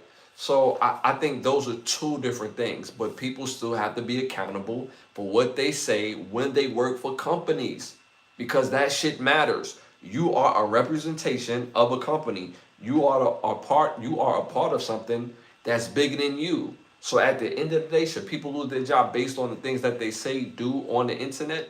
Absolutely. I seen a video where a lady was trying to do an interview with the girl, and the girl, she was just, woke up on the wrong side of the morning. They had words, and the girl spit on the other girl. And it was like, yo, that wasn't necessary. An altercation wasn't even necessary. But to spit on someone, and that girl ended up losing her job because you could see the full picture of her face and this, that, and the third, and she ended up losing her job, as she should, because as a owner or as a management of an establishment, this is how you deal with conflict. When you don't get along with somebody, you disagree with somebody, you go to spit on them. That is an option for you in the workplace. Even if it's not in the workplace, that says something to your mentality. Your mentality is something you can't shut on and off. People like to say they code switch, code switch, code switch. Yeah, but so much code switch you could do. But so much code switch you could do. So me personally, I believe people should lose their job based on the things that they say and do on social media, especially if you have the intent to hurt somebody. Because words do hurt. People like to say, oh, words don't hurt. Yeah, I say it all the time. If words didn't matter, if words didn't hurt, then our jails wouldn't be filled up the way it is. We wouldn't have laws the way that we have them. It wouldn't matter that we know how to spell words. It wouldn't matter if words did not matter. So it kills me when people say words don't matter. It do. Why do we have contracts? Words don't matter. You can't shut it off and on. It is what it is. So people should definitely lose their job if they say and do something crazy on their job. On social media. They should definitely lose their job if they say and do something crazy on social media. So I definitely agree with that. All right, y'all, moving on to our next hot topic. Shout out to Kiso. Shout out to Ronan. He said assault. That is assault. That is assault. If you say something super duper crazy on social media, it's all intentional. I don't want to say assault, but it's a form of it though. It's a form of it, because then you got to stand on it, right? You got to stand on business when somebody see you now. So shout out to Kiso. If you posting something openly racist, sexist, or threatening, why should a business be forced to keep you? Great point. I think that solidifies my point. Your co-workers shouldn't have to deal with that. That's literally in almost every employment contract now, a basic morality and conduct clause. Very true. If you sign it, you have to follow it. Very true. Very true. Very true. I agree with that wholeheartedly. So shout out to your comments, bro. All right, y'all. Moving on to our next hot topic. Viral video of a former Colorado player, Jordan Seaton, who's now currently who transferred. Currently is at LSU University. Is a video that went viral of him and his girlfriend basically showing off their Goyard bags. The caption read that he bought his girlfriend $50,000 worth of Goyard bags, and in the background while they're dancing, it's the song "Spin That" by Young Miami. Let me know what y'all think about that in the chat. Again, viral video of a former Colorado Buffalo player and now currently LSU player Jordan Seaton, him and his girlfriend basically celebrating and dancing and showing off that they have $50,000, or he bought her $50,000 worth of Goyard bags with his NIL money. Let me know what y'all think about that in the chat. And of course, in the background, Young Miami Spin That was playing in the background. Let me know what y'all think about that in the chat. Again, let me know what y'all think about that in the chat. I'm going to say this. Because when I seen it, it was to me, it came off very disturbing. And the reason why it came off disturbing to me, because I look at Jordan Seaton as if he was my son. I have a daughter older than him. So as a father, this is very disturbing. You work very hard to ascertain the funds that you received in your NIL deal. The money that you're making should be more than enough to last you the rest of your life. Not for a good time. Y'all know my saying, it's a good time, not a long time, right? But he is securing a bag where it should last him the rest of his life. Going to the NFL, if he plays well, he's a player that's in line to be a first-round pick. But that's not guaranteed. Got to play a season. You got to finish the season. And you have to play well. Now, you would assume that he will because he's playing with LSU. They're known for getting top-tier recruits and yada, yada, yada. Right? But let's be real. We know about Jordan Seaton because he went to Colorado. He went to go play for Coach Prime, Coach Deion Sanders. And he's a really good pass blocker. Played the left tackle, was one of the best pass blockers in the league. Not really great in the run blocking, but he's really great as a pass blocker. He has the ability to be a first-round pick in this year's draft. This right here, as his father, I'm not his dad, but I'm speaking as a dad because he's old enough to be my son. I have a daughter older than him. Dude, sit your ass down. You didn't go to LSU to do that. To buy your girlfriend $50,000 Goyard bags. Like, what are you doing? Keep your eyes on the damn prize. Because let's keep it real. Would this same young lady give you the same type of energy if you didn't have an NIL deal? Let's keep it real. And if she would, kudos to her. But this is not what you do at this stage of the game to show her that she's special. Now, I could be wrong. She could be extremely good to him. She can actually be the one. I don't know her personally. But if she is, this is not the way to go about that. You're moving all wrong. You have a bad playbook. This money that you got with your NIL deal is supposed to take care of you for the rest of your life. And if you happen to make it to the NFL, you compound that money on just letting that shit sit until you're fully finished. So that way, when you're fully finished with the sport of football, you could gain life and not be dependent to make money. That's why you see a lot of athletes broke. You see a lot of dumbass athletes talk about 20 million is not enough. 50 million is not enough. Yeah, it's not enough when you're doing dumb shit like this.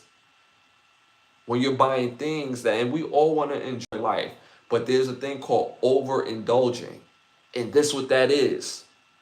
At this point, in this time of part of the game, you need to keep your eyes on the prize. The race ain't done yet. It's not done. Now, you could take this money and learn how to leverage it and make this last forever. So that way, if you make it to the league, and I hope that you do, sincerely, if you make it to the league, that money, you put that on top and you don't have nothing to worry about. So that way, when you retire, because let's keep it real, when you play football, when you play basketball, your career ain't lasting forever. Everybody's not going to have a Tom Brady career where they play 22 years, especially as an offensive lineman. Especially as an offensive lineman. Football, you're considered old once you hit like 31. You considered old. Like, damn, he 31. Like, yeah, let's restructure that contract. Yeah, he 31, bro. So in all sincerity, I hope you do well. Hope you have a great year, make more of that NIL money, and do well in the NFL if you make it, and and do your damn thing. But this right here is a terrible foundation. I don't know what your circle is looking like. I don't know the people that's around you, how they looking at the situation. This is not how to go about showing somebody if they are solid, if they have shown a level of loyalty. Because one thing's for sure and two things for certain, young women at that age, they could be extremely loyal, but they always going to be extremely loyal to what? Their options. Simple and plain. You can't rewrite this shit.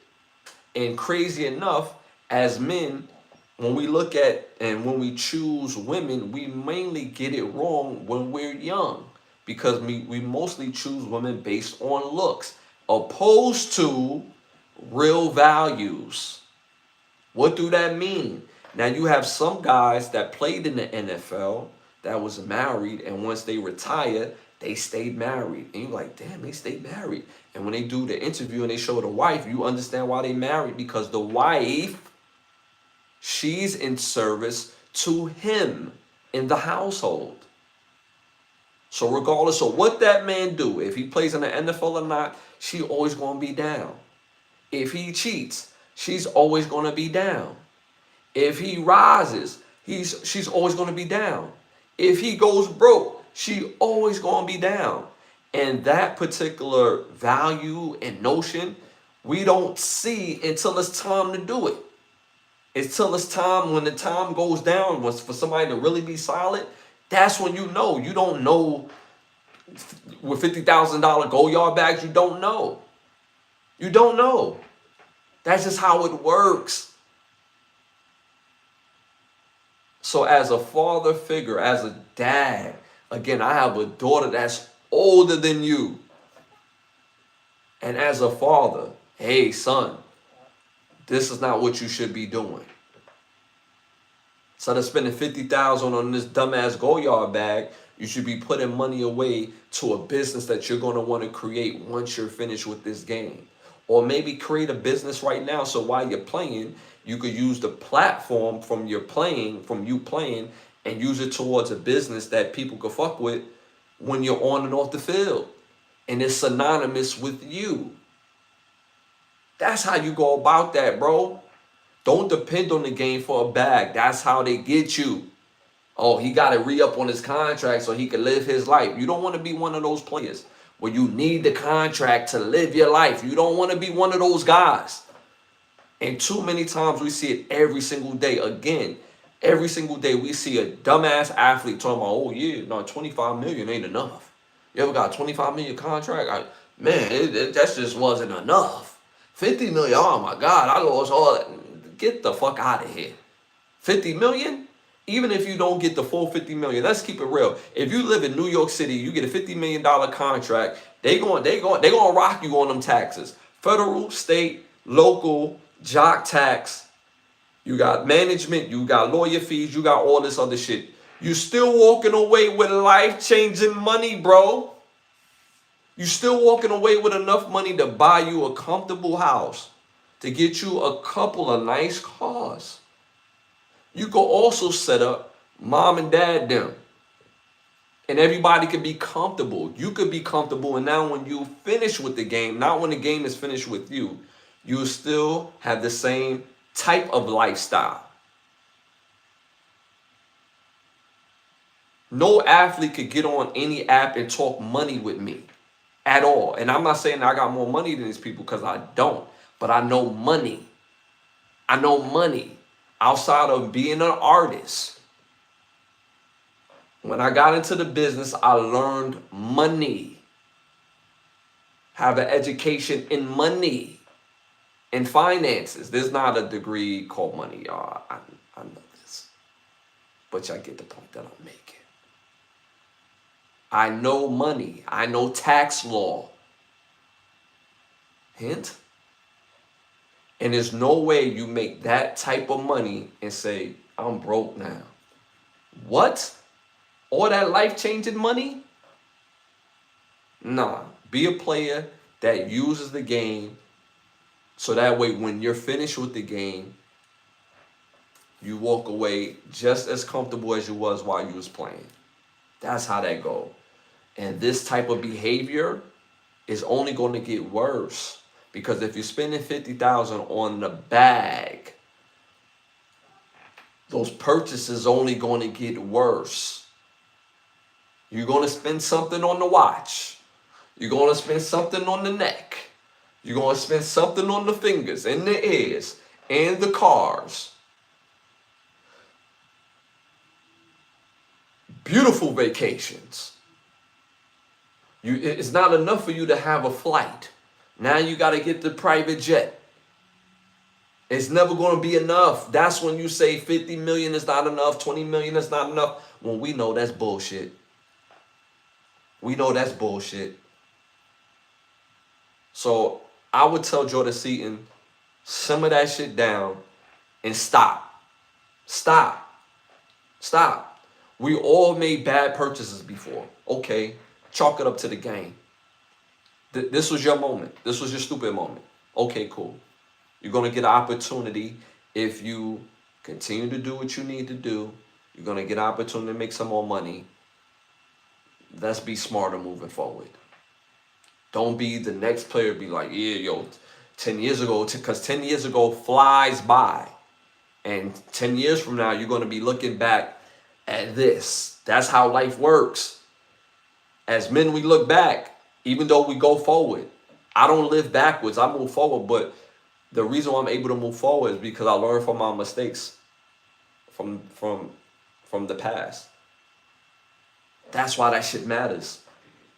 Because if you don't analyze it, nobody else will. Guess what, Jordan Seaton? As you get older, people don't care. People don't care about us, bro. Pause. Like, when you a dude, you a dude. And when you go broke, ain't nobody care for you, bro. When you go broke, can't go back home. Can't go back and be on the couch. Can't get it together like that. No. This is double standard. No. No, no, no. You're going to wish you had that bread. Shout out to my dude Roman Jack. He said, good news, fam. I'm signing for returning to active duty tomorrow. Here is some of my signing bonus. I will go to finance class later. Shout out to Roman Jack. He just gifted the chat again, man. Appreciate Roman Jack, man. Yo, Roman Jack, you stupid. But if you seriously going back to active duty, that's what's up, though. If you seriously are. I don't think you are, because I think you in chill mode right now. You already put the work in. So, pause. Well, you know what I'm saying? But at the end of the day, if you are, salute to you, my brother. And if you joke it, you know what I'm saying? Like, that's what I'm saying. Like, people don't really understand money. 6 figures is a lot of money. That's a lot of money, no matter where you live. That's a lot of money. Now, is that rich money? Is that, oh yeah, I'm going to set the world on fire money? No.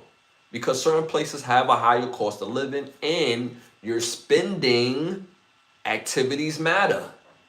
Yes, now if you're cheap like myself, you know how to stretch pennies. I make pennies. The IRS is watching. I don't make money. I make 2 pennies a year. Okay, IRS, I don't know. I'm not one of these people that'll get on here and be like, yeah, I got all the money. Nope. IRS watching. I got 2 pennies. And I'm lucky to have the 2 pennies. But the point that I'm making is that as men, you have to be very smart with your spending habits. And when you make a certain amount of money, you have to be very diligent and you have to be disciplined on your spending habits, because you just never know what's going to happen. Especially if you live a life where you're the main person that presents money for the family. Especially if you can't call somebody and say, hey, I'm in a bind. If you can't do that, then you have to be even more disciplined with your spending habits, especially in today's economy. be very careful moving forward, y'all. Just be careful. It's something about when some of these athletes get on here and they start talking about the money, and it's not a lot of money. It's like, dude, you're a part of the 0.1%. You just have terrible spending habits. That's it. And if you was to clean that up, and instead of using the money, because most people use money for spending instead of spending it on making more money. I say that all the time. That's actually a hack. If you spend your money on making more money opposed to bullshit, then you won't say stuff like that. Shout out, he said, 40-year-old got to get in touch with these kids how to soldier. Yeah, I feel you. You know what I'm saying? We got to teach the kids how to be soldiers. You know what I mean? Like me personally, I'm in the minority in my friend group when I say this. I'm like, yo, it's very important as parents that we teach our kids how to use weapons. Seriously. Because, especially if you got weapons in the household, but they need to know how to use weapons for protection, not just for themselves, but for other people. Can you imagine? Like most kids, if they seen a gun, if the gun is not locked up and they see it out and about, most kids, what do? They take the gun and point it all over the place because they don't think there's nothing loaded. They don't think it's loaded. But there's always one in the chamber. Just on that simple education, you will avoid hearing kids putting the gun to their head, playing around and pulling the trigger thinking nothing is in there. Teach your kids how to use like weapons. Not just for their safety, but for other people's safety. And lock that shit up, please. If you got kids in the house, lock it up. Lock it up. And if anything, teach them how to use it properly. I'm just saying. Just never know. All right, y'all. Moving on to our next hot topic. Miami cost of living has Miami cost of living has now surpassed New York City for the first time in U.S. history, according to U.S. database. Again, Miami cost of living has now surpassed New York City for the first time in U.S. history, according to the U.S. database. Let me know what y'all think about that in the chat. Again, let me know what y'all think about that in the chat. If this is your first time tuning in, I'm Ashley Lovechild. This is Ken the Brothers Get It Right podcast. And I appreciate y'all for tapping in every Wednesday, every Sunday at 10:30. All right, y'all. I'm not surprised at this. Like, Florida, living out here, I tell you one thing. When I first moved out here 10 years ago, it's a beautiful place. It's gotten even more beautiful. But hey, man, the prices is changing, dog. I mean, I ain't gonna hold you. When I first got here, you could get a nice 3-bedroom apartment for like $700. Now, that same 3-bedroom apartment that was $700 or $750, that thing is like $17 right now, right? Houses, the same houses at the time when I first moved to Florida, you could get you a 4-bedroom house, 2 bathrooms, pool, nice wraparound, front way, for the driveway and the garage. This is a nice front way. It has a nice little, presence as far as the house. You can get all that for $235. Yeah, $235, $235,000. And people that buy houses, they know that's cheap. And the interest rate was low. Now, for that same house, hey man, that's about $400 of them things. Now in Miami, that's even higher. Those rates are even higher. So I'm not surprised, and it's been like that for a little while now. And it's been like that ever since, honestly, probably like right after COVID, you've seen an exorbitant amount of people moving from New York City to the Miami area. Easily. I remember when I first moved to Florida, my father was like, yo, why are you moving to Orlando? You should be moving to Miami. That's where things is happening. I'm like, yeah, I don't want to move to another part of New York. Miami's basically like a hotter version of New York City. And it's more naked. In Miami, at Miami Beach, you will see a woman walk down the street with the up the butt thong bikini and with slouch socks, ain't nobody gonna say nothing. Be like, okay, you know. In New York, that nakedness look a little differently, but y'all get the point that I'm making. It's just a hotter version of New York City, in my opinion. So, me personally, I'm not surprised at this. Most people think that Florida is so cheap, it's so cheap. It's really not. The cost of living is high out here. If you're gonna move to North Carolina, move to Georgia, move to Tennessee. You know, they don't pay no taxes in Tennessee too. No state tax. Yeah, just like Florida. Florida don't have no state tax. They don't have no state tax. You pay federal tax in every state, but state tax, you don't gotta pay no state tax in Tennessee. Shit, move to Texas or move to Nevada. There ain't no state taxes there. I'm just saying. Trying to help you out, Chink. So at the end of the day, I'm not surprised at this because Miami, if you've been to Miami, it's an uptake in residency. It's an uptake in lifestyle. The lifestyle in Florida just hits a little different now. Governor Ron DeSantis has put together basically a pack where if you own your home, but the home that you live in, it's a personal domain or domicile that you live in, you no longer have to pay state tax.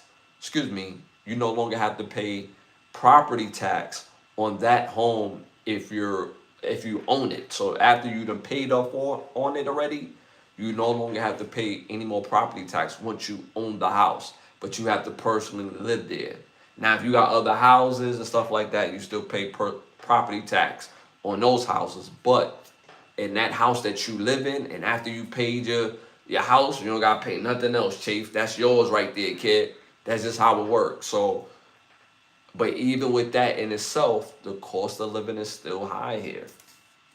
I'm just saying. So I'm not surprised that Miami has topped New York City in cost of living in 2026. I'm not surprised at that. Shout out to my dog Rowan. The market for Miami has skyrocketed in trying to escape New York City. That's a fact, bro. That's a fact. People don't understand. Like, even though Miami is such like a sexy place, and when people talk about Miami, people from the outside of Florida, y'all talking about one place in Miami. Y'all not talking about Miami. Because there's Miami and there's South Beach. Most people is talking about South Beach. Miami. Miami is like, Miami is wild. Miami's wild. It's not, so I'm just saying, it's not all peaches and cream in Miami. South Beach is nice. Yes. Coral Gables, certain areas like that. You know what I mean? There's a couple areas that is escaping my mind right now, but certain areas is like, yeah, this is nice. But it's expensive. So I'm not surprised that it's skyrocketed. Shout out to Keyshaw, the average dinner bill, Miami is now 94 versus 79 in New York City. But local companies are still offering local companies are still offering 2015 salaries. The math isn't mathing. Yeah, it's just the cost of living. Like, the companies that you work for, they not in conjunction with the cost of living. The cost of living just be coming up with shit, bro. They just come up with shit and expect people to have these qualifications. I remember there was one period of time where they was requiring people to make 3 times the amount than the actual rent. So if your rent was $2,000, you had to show them a pay stub that you made 3 times that amount, or you can't get into the spot. Which is crazy because at the end of the day, most people don't make that type of money to basically, they don't make that type of money, period. Now, some people make enough money to get the spot.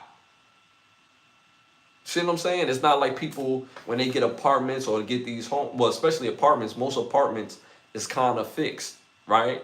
Do they go up? Of course. Do they come down? Of course. But the general conception is, you know what you're paying for. When you have a house, it does change. Property tax does change. It goes up depending on the area. So either way, I'm not surprised that it's going up. And to me, I don't think that's like a major deal. It's just that they finally announced it. Shout out to Rowan. He said drugs make that money. I don't know about that life. You know what I'm saying? Whatever how they do to get that money is how they get that money. But they do say, uh, they said that drugs has built South Beach. All the drug dealers and the mobsters, they built South Beach. South Beach is a good time. It's a good time. You have a good sexy time in South Beach.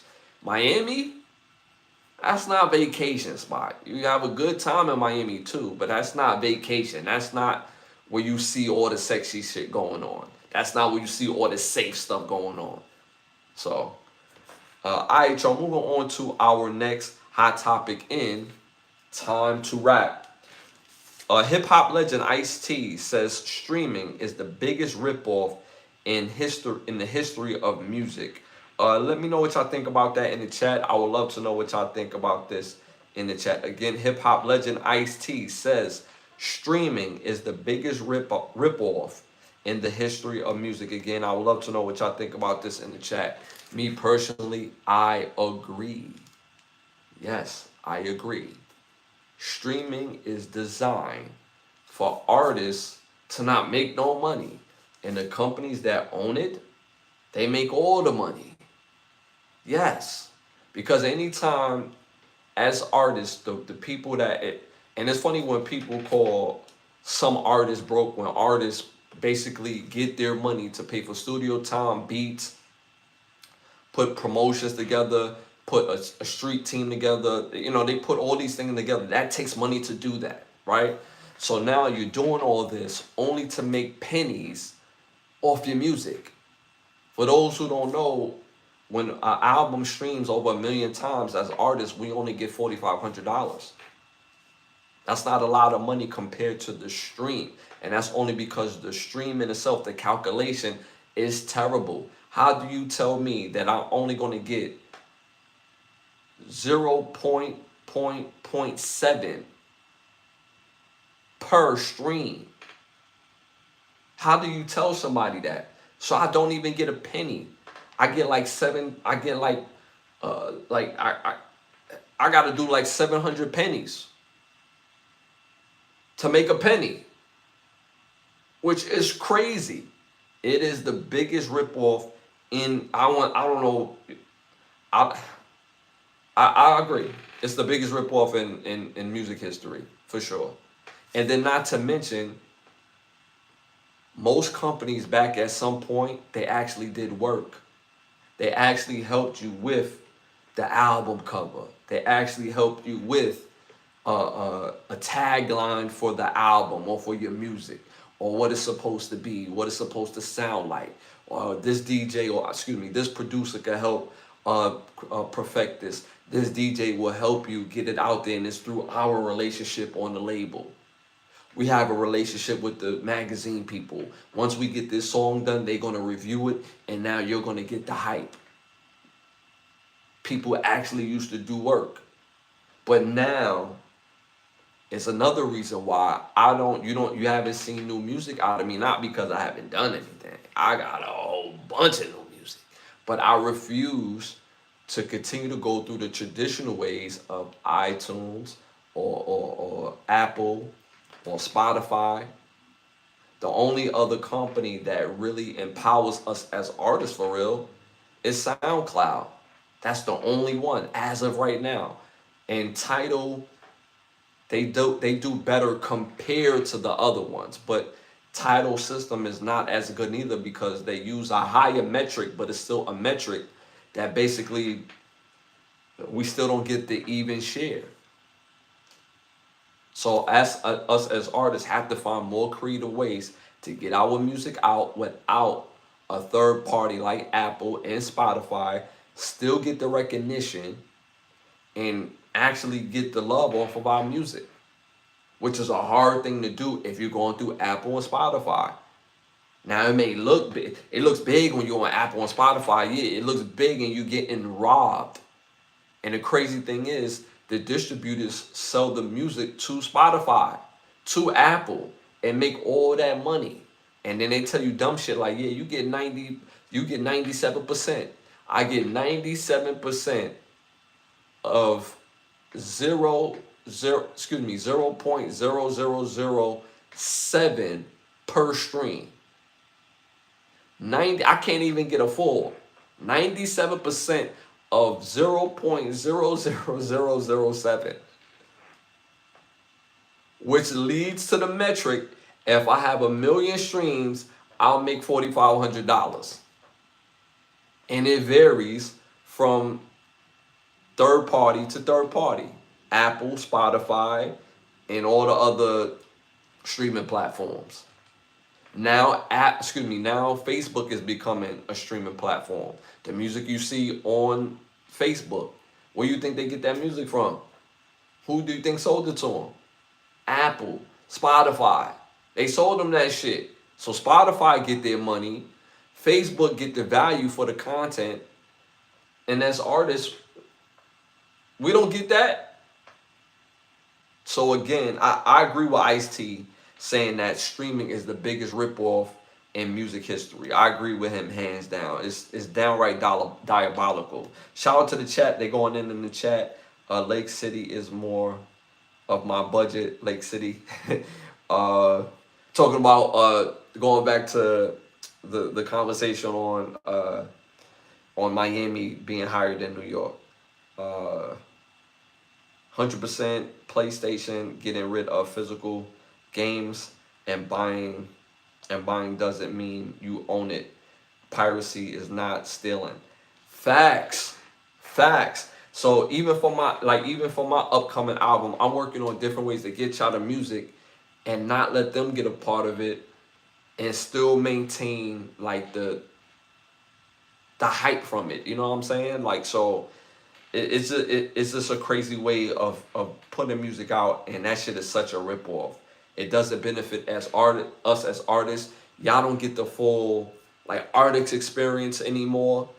And it's like, this is a part of why music is so watered down. This is a part of it.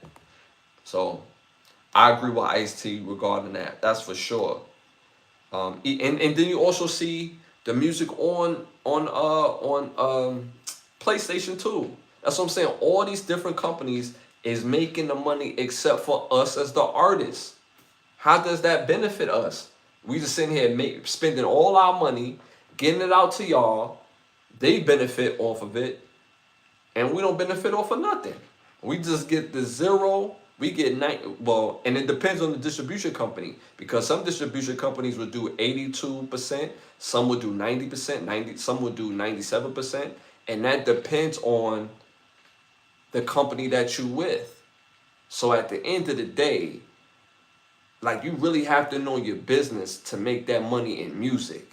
Because if you don't, you're going to get robbed. So imagine making 82% of 0.007. Imagine that. So shout out to Love in the building. He's being a weirdo. But shout out to you. Hooked him up with some tickets to the block party. So yeah. So again, at the end of the day, find more creative ways to get your music to the public that really mess with your music, that really patron your music, that look forward to your music. So shout out to all the artists out there. And we live in a time space in music right now. It doesn't matter whether you're a major, whether you're independent, because we're all independent in some sort of way. If you're signed into a major and you're not getting guaranteed money, then you're a damn fool. And the type of guaranteed money I'm talking about like seven-figure, 8-figure guaranteed money. And that depends on how many albums that you're signing for. Now, if you mess with an independent label, and like, there's creative ways to work with an independent label to make money and to be popping, there's ways to doing that. I'm just saying. So be creative and do your very best, y'all. All right, y'all, moving on to our next hot topic, NBA trades. We got the Thunder get into a 3-team trade. So the Thunder get 3 second-round draft picks. The Hawks get Lou Dort, guard Ryan Nembhard, and also forward Jalen Wilson. The Mavericks get forward and former first overall pick I hope I'm saying his name right, Zachariah Rinser. I hope I'm saying his name right. So again, the Thunder get 3 future second round picks. Hawks get Lou Dort, guard Lou Dort, and Ryan Nimhard, and forward Jalen Wilson. And the Mavericks get forward Zachariah Renshire. I hope I said his name right. I'm not sure, but that's what that trade is coming out. I think the winner of this trade. I think all 3 teams is winners of this trade. But the biggest winner of this trade is undoubtedly the Hawks. Undoubtedly the Hawks. The Hawks in one summer has loaded up on guards who can not only score, but they brought in guards who could defend. And they single defend guards. So what that means is they could just straight up defend. They don't need help. They got the kid Kingston Fleming from Houston. They bring in Lou Dort from the Oklahoma City Thunder. They're going to be able to guard 1s and 2s.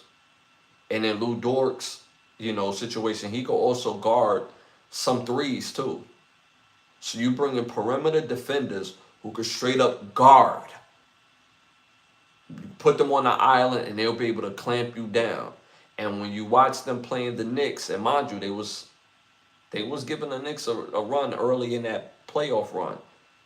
They didn't have guys who could just straight up clamp at the perimeter position.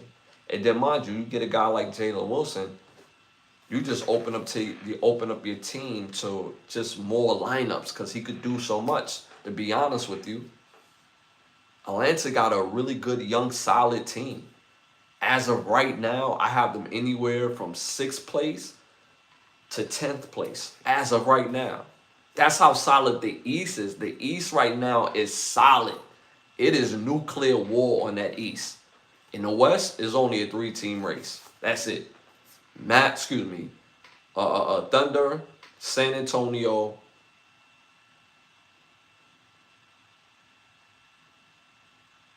I know the team, I just can't say the name. Thunder, San Antonio, and Minnesota. Why can't Timberwolves? Those are the only 3 teams that could come out of the West. That is it. Teams like the Lakers, Phoenix, Utah, and if and only if LeBron James go to Golden State, those are your second-tier teams. And Portland. Those teams are second-tier teams. Houston, second-tier team. They in that category. If I didn't say their team, they not a second-tier team. Every other team after that, ass. They ain't got no shot. No shot whatsoever. In the East, it's nuclear bomb. It's nuclear war. It's nuclear war. And mind you, the Knicks got a chance to repeat it. They got a chance. They got a shot. But it's going to be way harder this time because, 1, the best players are healthy in the East. And 2, the East loaded up. A lot of those great players from the West, they came to the East and they loaded up. They loaded up. It's crazy. From the top team to the bottom team, it is crazy. Like even Washington, you got some people that got Washington really high. Some people got Washington as high as 6 and 7. I'm like, are you kidding me? No. Washington at best will probably be like 11, 12. At best, they'll be 11 and 12. It is what it is. I said what I said.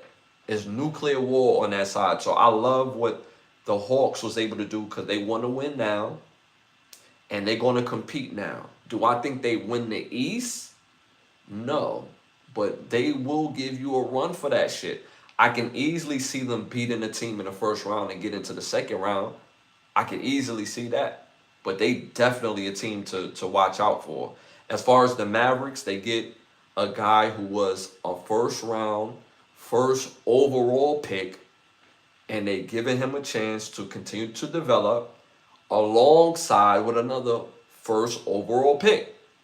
So I'm not mad at that. And what I'm noticing that coach from Michigan, Dusty Mays, what he's doing, he's getting big athletic guys who can move. Whether they can play the 3, the 4, the 5, but these guys are able to move. So he's getting like these big tweeners between like wing to mid post guys, And I'm interested to see how that's going to translate. But even a team like the Mavs, I think I said their name, they're a second tier team, in my opinion as well too. So I like what the Mavs did in this trade. But honestly, y'all know how I feel. It doesn't take long to see if a guy can play. If he can't play in the first year, he can't play, bro. I can't think of a guy in the NBA who was terrible their first year and like, yeah, he can't play, and then miraculously with the development, all of a sudden he could play. Nah, we seen guys that have ability and they didn't put it together in the first year, but you like, yo, they could still play. When you can't play, you can't play, bro. So I'm interested to see what he's going to be able to do with the Mavs. As far as the Thunder, they get 3 future second round picks. This goes well for their team because they could get the best player available, developmental player available in every second round for the next 3 years. So I think this helps their team and it helps their cap. And for them to stay out of that second apron, it's been like a stress. Excuse me. It's been like a stress for most teams to stay out that second apron of their salary cap. So I like this trade for all parties. And we're still waiting on LeBron James. LeBron James still haven't chose the team. I was about to say Adam Silver, but oh my God, the commissioner, I can't think of his name right now. Let me look it up because y'all gonna kill me in the chat. Oh, y'all gonna kill me in a rewatch.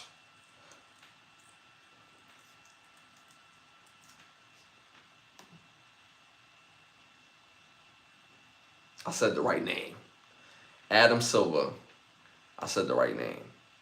Adam Silver came out and said that he's basically waiting on LeBron James to announce, basically, the holiday games, because it does matter where he's playing, because people want to see LeBron James play, and they're going to want to see what he looks like on any new team, whether that's Philly, whether that's Miami, or whether that's Golden State. Now he already said that Golden State is cut out. So the third team that's emerging is actually the Cleveland Cavaliers. Can I see him go back for the third time? I can see that. If he goes to the Cleveland Cavaliers, they have a really good shot, bro. That's what I'm saying. That East is nuclear war. They got a really good shot. They have a really good shot. They got bigs who could defend. They got a big that could also score. I think if you get a guy like LeBron James, that unlocks Evan Mobley. This takes an easier route for Donovan Mitchell, for him to score. And James Harden, like, this should be super easy for James Harden because now he gets to go back to spotting up shooting. This would be super easy. Super easy. Now, if you go to Miami, which I think is the better situation because that whole 5 can defend. You get a guy like, Bam, and you get a guy like the Greek Freak, you get Giannis. That's the best defending front court in all of basketball. Best. You add LeBron to that, so now he got guys on the back end that could defend. LeBron could still could defend. He's not a stopper, but he still can defend. You got Andrew Wiggins. You got Donovan Mitchell who can defend. Oh my God, they'll be a nightmare. I think that's the best situation for LeBron James. Now, if he goes to Philly, that's going to be interesting to see because you got Maxey, you got VJ, you got Brown, and you got Embiid. I'm just saying, like, it's going to be interesting to see that 5 if he chooses Philly. I think that would be very compelling to see. But me personally, if I'm LeBron James, I'm going back to Miami. No state tax. I'm familiar with the city. I'm familiar with the team. And that particular 5 in itself, I think would win the East. Seriously, they would really win the East. Because when you think of all the teams in the East, schematically, Miami's a nightmare for every single team. Schematically. So we're going to see. We're still waiting on LeBron James to pick a team. So, and like I said, it's coming down to the Cleveland Cavaliers, Philadelphia 76ers, and the Miami Heat. So, I think he's going to choose the 76ers, but I think the best team for him is the Miami Heat. All right, y'all, moving on to our next segment. Our next segment is Keep the Lie Alive. So my Keep the Lie Alive for tonight's episode is, if you don't have something to add to the real conversation in the space of dating, shut the fuck up. Please. Please. Do that for me. Please. There's a woman that went viral that said, and I quote, "It's a red flag if you're dating a man and he hasn't seriously, openly explored being gay." These were her words. It's a red flag if you're dating a man and he hasn't openly explored being gay.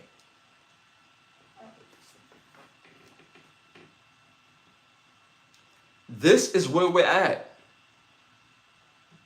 This is where we're at.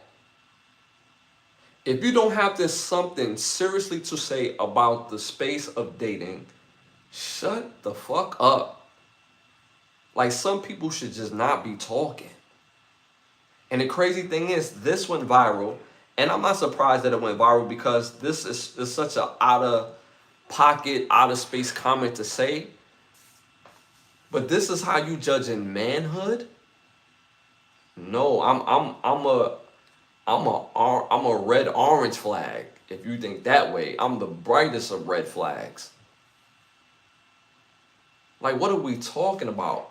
So in order for some women to choose men, he had to consider being gay at one particular point in time, having same-sex relationships with men. Are you kidding me?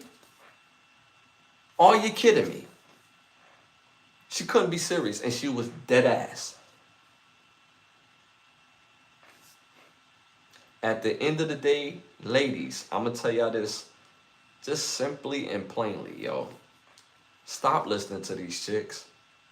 They're gonna keep you single. And most of these chicks, when they talking, if they're pretty, they not telling you the real thing, man. They not practicing what they putting down. They hustling. They telling you this so they can hustle. They're a doctor. They're selling a book. They doing something, but they hustling. They trying to get their money up. They trying to get them clicks up. They hustling. Period, point blank. And I guarantee you, if they are in a relationship, they don't do half the shit that they talking about, what they say in social media. We see that with artists too. You got artists out here that will sing one type of song, but in their real life, they don't live like that. They got a whole husband at home, been married, and have a whole nother set of principles in their real life opposed to what they say in their music. Now, if a woman is fugly looking or ugly, then you know what that's about. She don't want to be the only single person out here. And even if somebody's cute and they give you terrible advice, like, their life stink, bro. Like nothing in their life is growing. I'm a real believer about that. When people are just negative and is negative of other people that they don't know, mind you, if you had a negative experience or two, that doesn't jade you from everybody else. But to me, it's like, damn, your punani stink. Your breath stink. Everything about you just funky. You ever meet somebody that's just nasty and be like, yo, I bet you when you take your drawers off, that shit is just like, ooh wee. Child, baby, please put them things back on. Go get in the shower, soak that butt. That's the type of funk that you're dealing with. That's the type of energy that you're dealing with. When people are positive about life, even if it's not perfect, they don't give that type of energy. So it's a simple adage, y'all. Stop listening to these women that don't have nothing positive to give you, ladies. Seriously. Seriously. And you have to use discernment. You have to use your own judgment to your own personal situation. Because every other woman ain't you. I hear that from women all the time. She ain't me. She don't look like me. She don't act like me. All right, cool. So why you listening to her? Why you bringing that bullshit into the house? Keep that out this house. I ain't gonna tell you again. Seriously, use discernment. Be careful who you listen to, because people will tell you things with agendas, cause they hustling. If somebody tell you something that's logic based and is not by agenda, then they telling you the truth. Use discernment. You can look at somebody and be like, yo, you know what?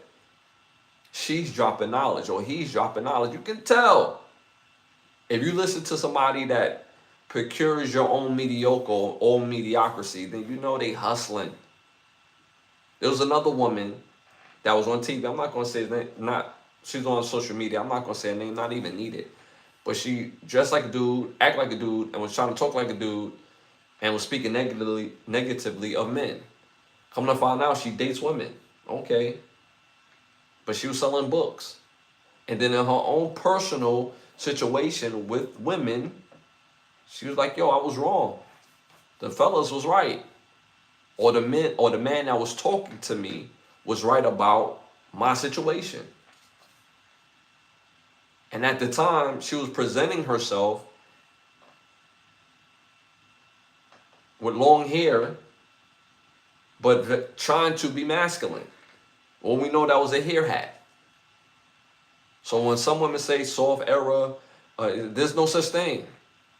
Because era means there's a beginning and there's an end. Soft should never have an ending. Period.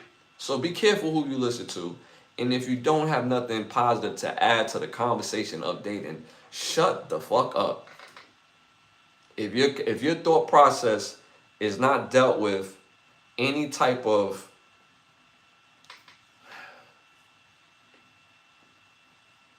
it's a word that I'm looking for. If it's not dealt out of logic, if it's not dealt in a space of trying to build something, take that negativity shit outside. Period, point blank. That's my Keep the Lie Alive for this episode. I want to thank y'all for tuning and tapping in, man. Y'all been absolutely amazing. Shout out to the chat. Keesaw, I never met a pimp that could break down penny ones of the hardest, most accurate bars Ice-T ever dropped. Oh, okay. Oh, going back to the music conversation. Yes. My dog Ronan, can we take away her right to vote? Yeah, bro, I wish we could. Cause that's not dealt out of logic. That's dealt out of that's feeling based that she was spewing on. Everything that's feeling based. People that say things out of feeling, they not dealing with no type of logic. Shout out to my dog Tom Ashley. I'm definitely back now. Goddamn this job. You gotta continue to get that money, bro. Appreciate you, Tom, as always, man. Keesaw, bro. Some of these women out here is crazy, bro. Unplug her mic. That's nasty work. That's a fact. That's a fact. And any other woman that jacks this is obviously not using the left part of her brain. And mind you, we love women over here. I came from a woman. Y'all see my mother in the background? You know what I'm saying?